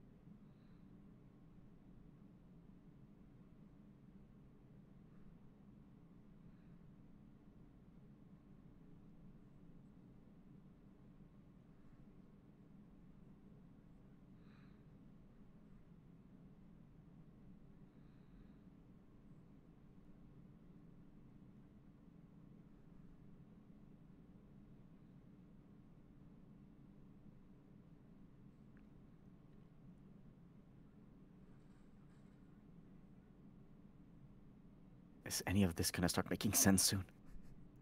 Just let it be.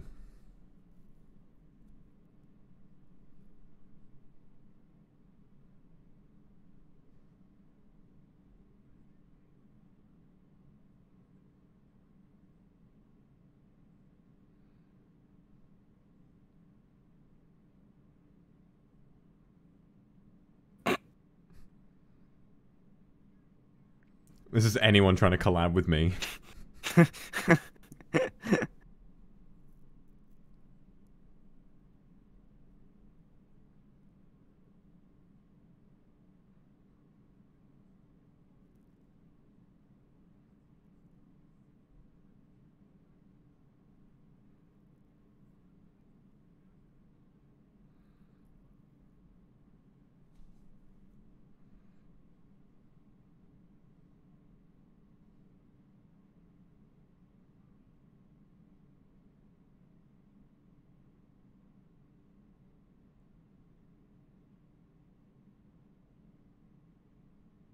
Does he though?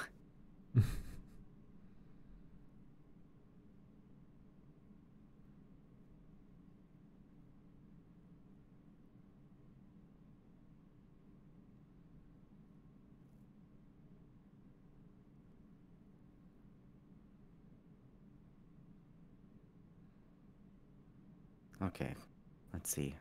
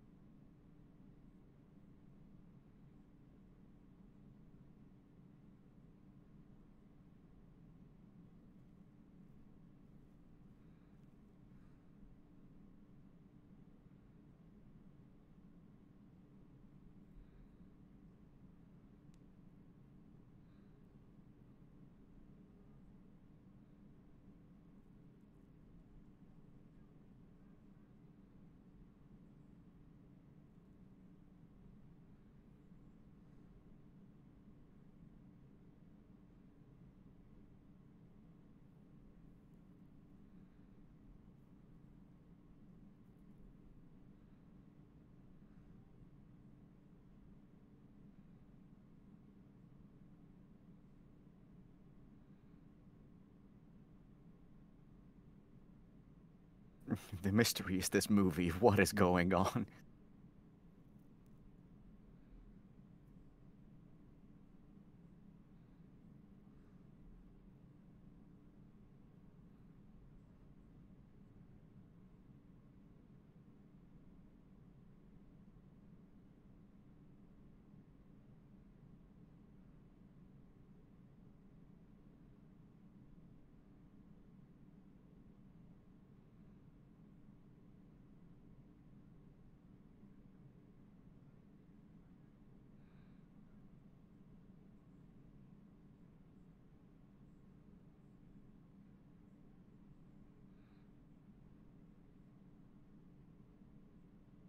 Oh, so he knew about that.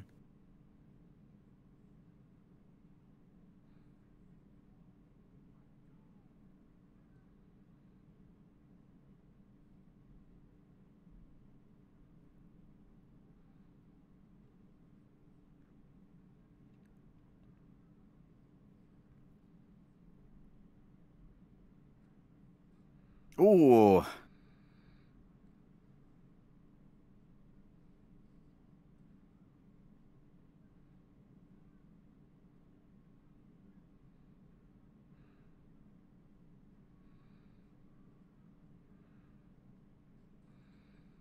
Oh, Jesus.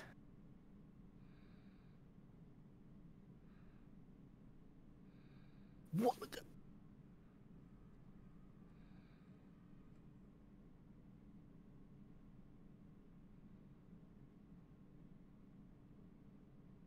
No, if what? What?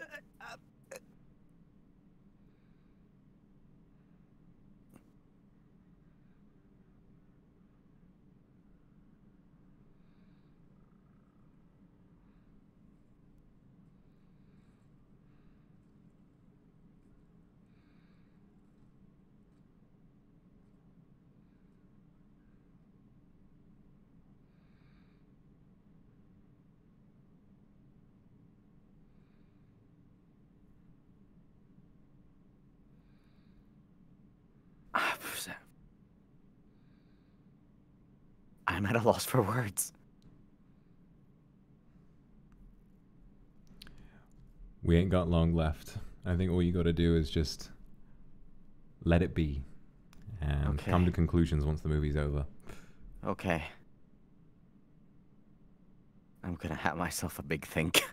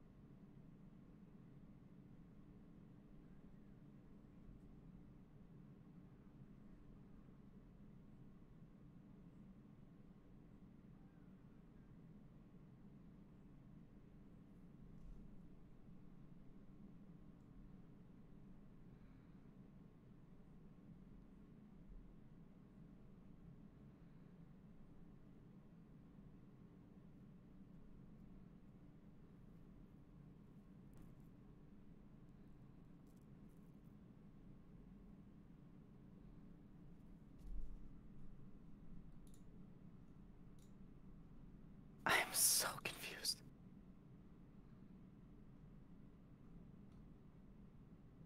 Uh, uh,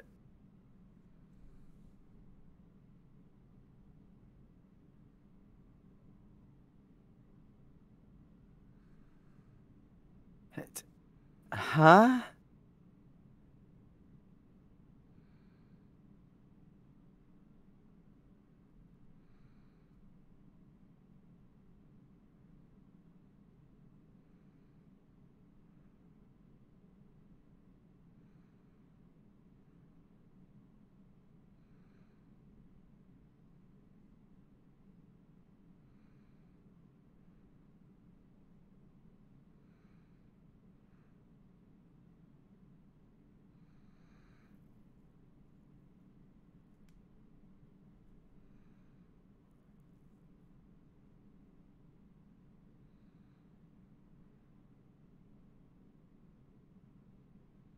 What?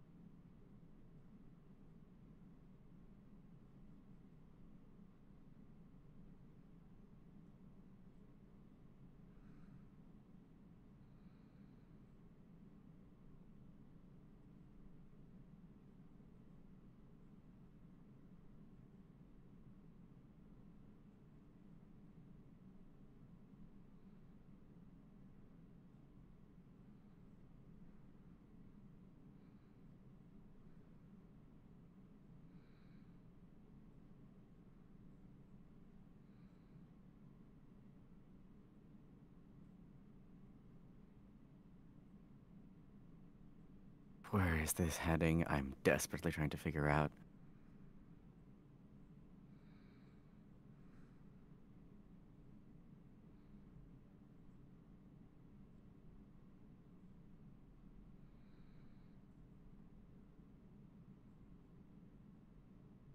He seems strangely accepting of this. Hmm.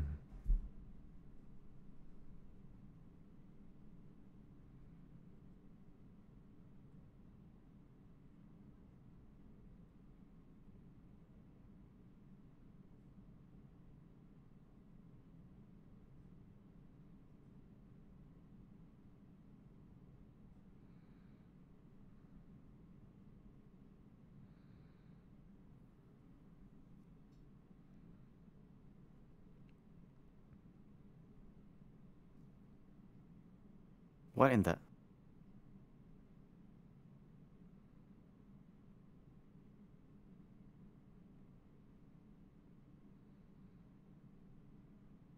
What? It's...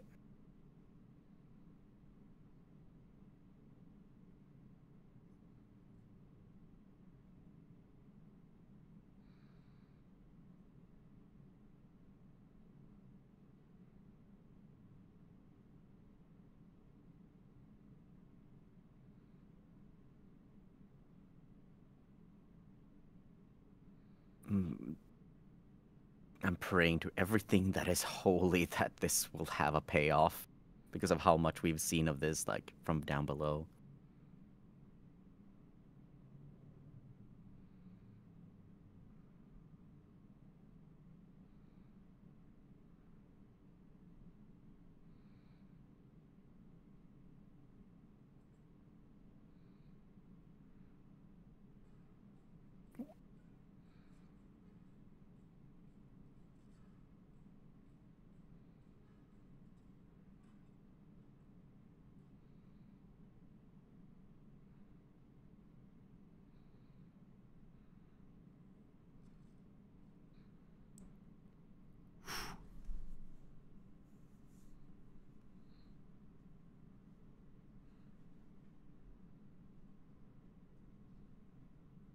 Well, now what?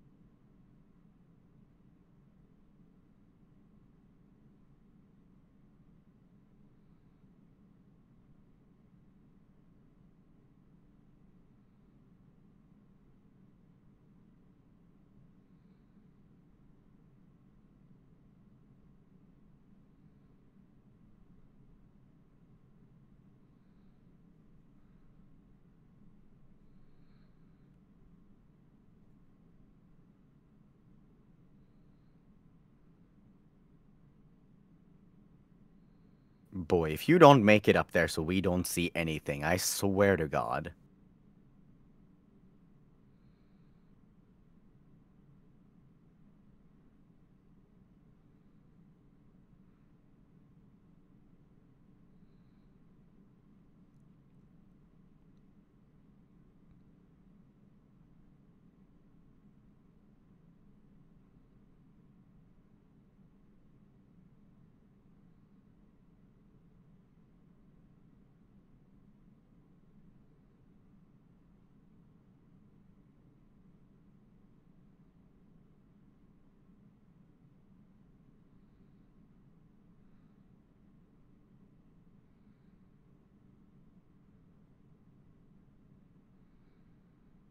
Okay.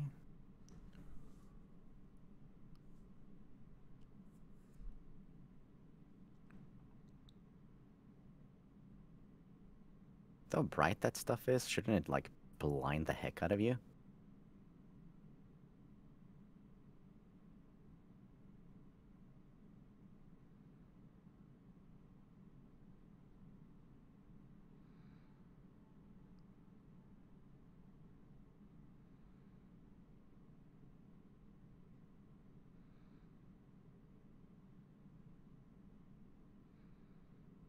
It's...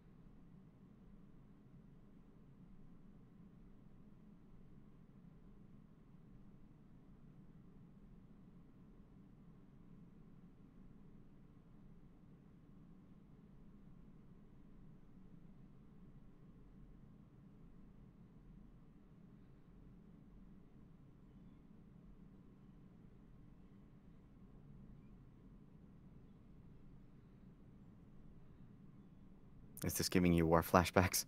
Oh, fuck. Oh, God.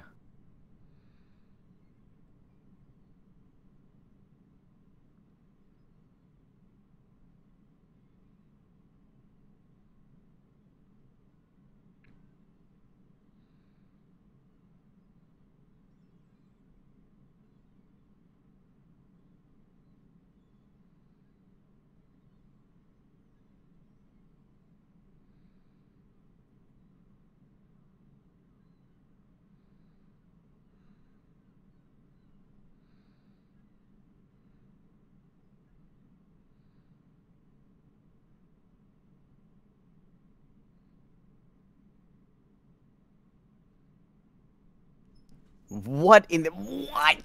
What? And I thought Martyrs had a confusing ending.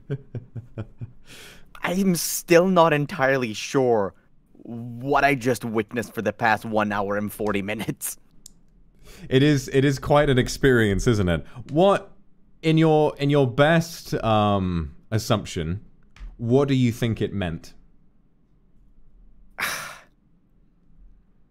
My first instinct is that what we saw the entire movie is not something literal. It could be that way. Yeah, some people... It's difficult to say. So, there are quite a few... I remember when I've seen this with quite a few different people, and a lot of people come out with a different opinion on sort of, you know, the nature of it. I think that one of my favorites... Obviously, the most obvious one to me, I think, is Purgatory. It's that shot of him being eaten alive by seagulls is what we see, is chronologically the first thing that happens. He's already dead, and he has this chance while he's on this island to bear up these horrible conditions and perhaps to do the right thing, but he's so devoured by his urges, sexual, violent, ego, whatever, that he doesn't make it. And he, at the end, when he looks into the light, he has audience with God, and God damns him to hell. Which is a pretty metal way of looking at it. Some people think it's an allegory for Icarus, in that he is desperate beyond... Flew too close to the sun. Exactly. Desperate beyond all else to see what's in the lighthouse, but when he makes it there, his wings of wax melt and he falls down to hell. And there's also sort of... some people think that Willem Dafoe's character represents God, and what I really like is the one shot where he sort of... There's that Triton imagery where Willem Dafoe is suddenly naked and is gazing with that beam of light into his eyes. I think that after he says, "Why'd you spill your beans?" it's because he's finally seeing the content of Thomas Howard. He's seeing the content of his soul, and it's from that point on that it's almost like his fate might already be sealed. So there are a lot of different ways that you can look at it. I mean, overall, it's kind of like a deconstruction of faith and honestly a lot of masculinity as well, because there are a lot of moments where perhaps if he'd been a good boy and he hadn't, like for example, if he hadn't killed the seagull after being warned not to, the wind wouldn't have changed. Maybe he would have got to go home early. It was his choice to start fighting with him, and obviously Willem Dafoe is definitely pushing him in every moment, but at the same time, you have to wonder, did he have the opportunity to end it and to save himself? But obviously, I think that the content of his character spoke to itself, because we know he'd already killed a person, because he was ragging on him, you know. Just... that's a lot to take in. I'm gonna have to sit and, like, let this marinate in my mind and sort of make up my mind what I think about it. Nah, like I did too. Like, it took me a long while to sort of figure out what I thought it meant. But you know, I'm really what am I trying to say? Like, I really enjoy how I think there are some films like this where the interpretations of the events are so out there and so non-literal, but the film itself is also a challenge to get through. And I think what I love about The Lighthouse is that in spite of being a film which has so much sort of contemplation to be done about its themes and messages and about what even the fuck happens the entire time, at the very least, it's really fun to watch and to try and figure out what the hell is happening the entire time. And because the characters themselves are so enjoyable to watch interact and fuck around, and you've got the farting man, and you've got, you know, the seagull. Interesting theory, people believe that the man who died and who he found in the lobster pot, the seagull that Robert Pattinson kills and that fights with him, his soul, as the souls of dead sailors live in gulls, that seagull was trying to warn him, trying to tell him to either fix up his act or to turn back, you know.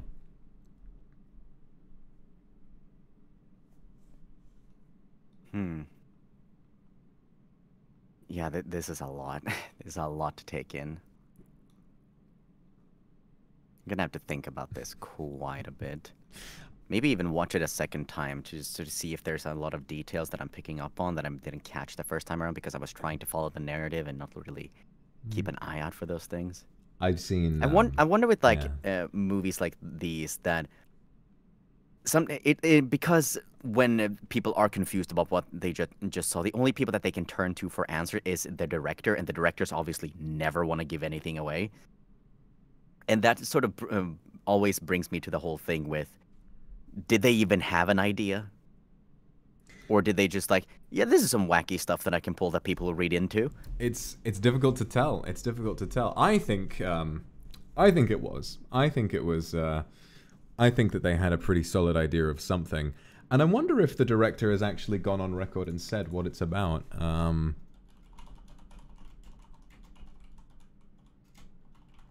That's very interesting, because usually people don't want to give that away. Like, for example, take Pulp Fiction, for example. We still don't know what's actually in the briefcase, because Tarantino obviously doesn't want to say, or maybe he doesn't even know.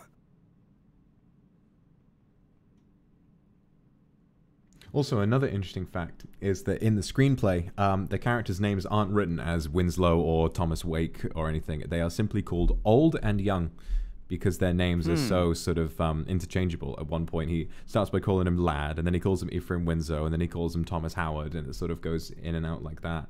And so, you know, they're very, yeah, exactly. Their names are sort of secondary to their roles, I guess. Kind of reminds me of how Antichrist, how none of the characters have names in that. Yeah, like that's a lot. I'm probably gonna think about this for the rest of the day. Yeah, no, I'm really glad. I mean, this is like the 10th time I've seen this film, and I still feel like I'm 10th, really. Yeah, I've seen this. I have so much fun whenever I watch this film. I've watched it with my roommates. I've watched it with my dad. I've watched it with all sorts of people. I like this film. I try and show to a lot of people because I don't know. I just think it's a really one of a kind experience. Like, you really can't get a film that's anything like this, and I think that's pretty special, you know.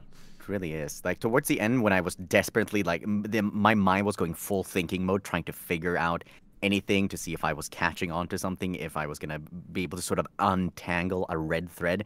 As a result, I kind of felt silent a whole lot. So yeah, me too. That's the thing, is that I knew you were asking questions, and the entire time towards the end, I was like, I'm not gonna say anything. I'm not gonna say anything. Yeah, that I appreciate. Like, because when I'm asking those things, that's just me thinking out loud. Yeah, yeah.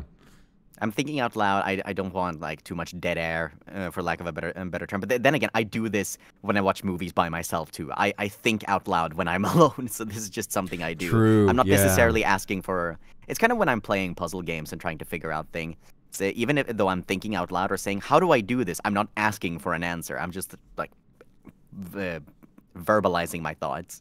I mean, beyond like the film's meaning, I think that there are so many elements of this that just make it so enjoyable to watch.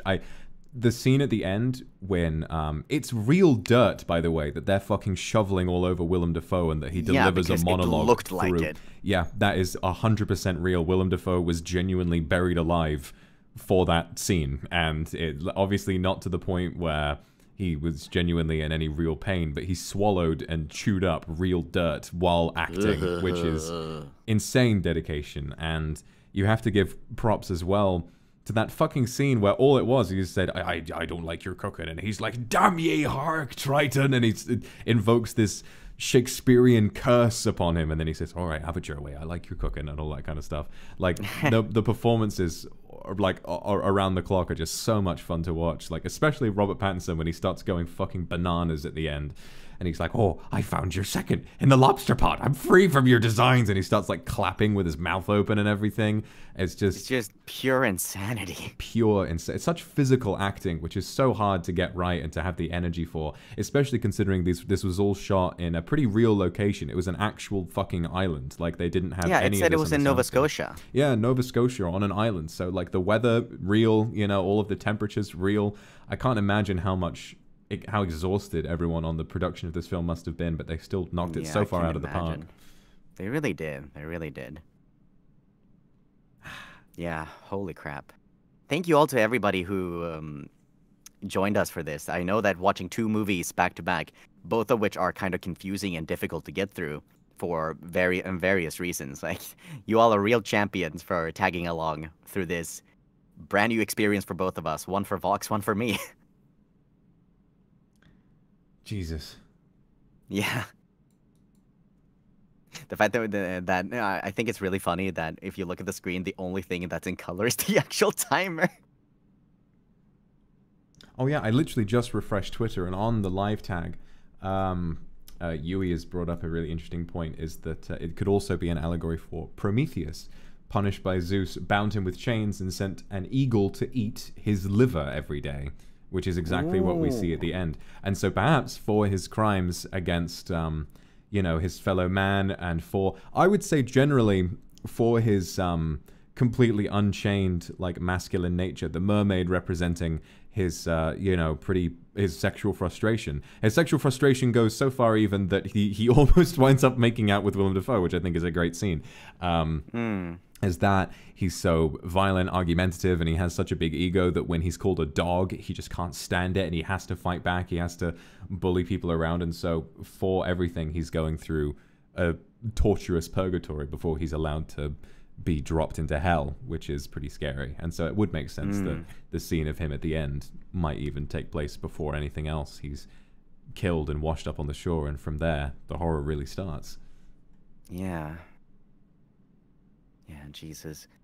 I would think that it's really funny if, like, there was, even though there's so many theories and so many people looking into this and thinking that there's so much meat here, I just want to think that there's one director out there that has made a movie like this that is highly regarded and analyzed to heck and back, and they're just sitting on a very comfortable sofa laughing to themselves because they meant nothing with what they dreamt up, and just have so much fun watching people look into something where you intended no meaning.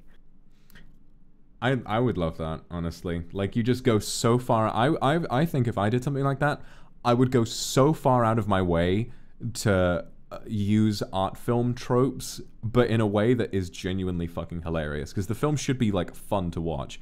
It's like, there's always one where it's like, what is it? There's some object in the film that has very high significance, and it sort of carries you from the beginning to the end and something. And that object could be like, what if there was an art film where the object that drives the characters mad, or that denotes with symbolism exactly what takes them from the beginning to the end, is a copy of Kung Fu Panda 2 on DVD? You know? You could do that. There's nothing stopping you. Something kind of happens like that in one movie that I know. It's a trash movie, don't get me wrong, but something like that does happen in The Human Centipede 2. And you know what it is? What is it? It's a copy of the first movie. I'm not joking. Oh shit, I panicked. I squeezed Baba. And he screamed. I was wondering. I was what so the scared. Heck I was like, what is that? I was like, what is that? And it's like, oh no. I thought it was like a freaking dentist drill for a second. No, it's Baba. Oh my god, Baba, you scared Baba, you scared me. That's the scariest thing that's happened all evening. Baba, you scared me.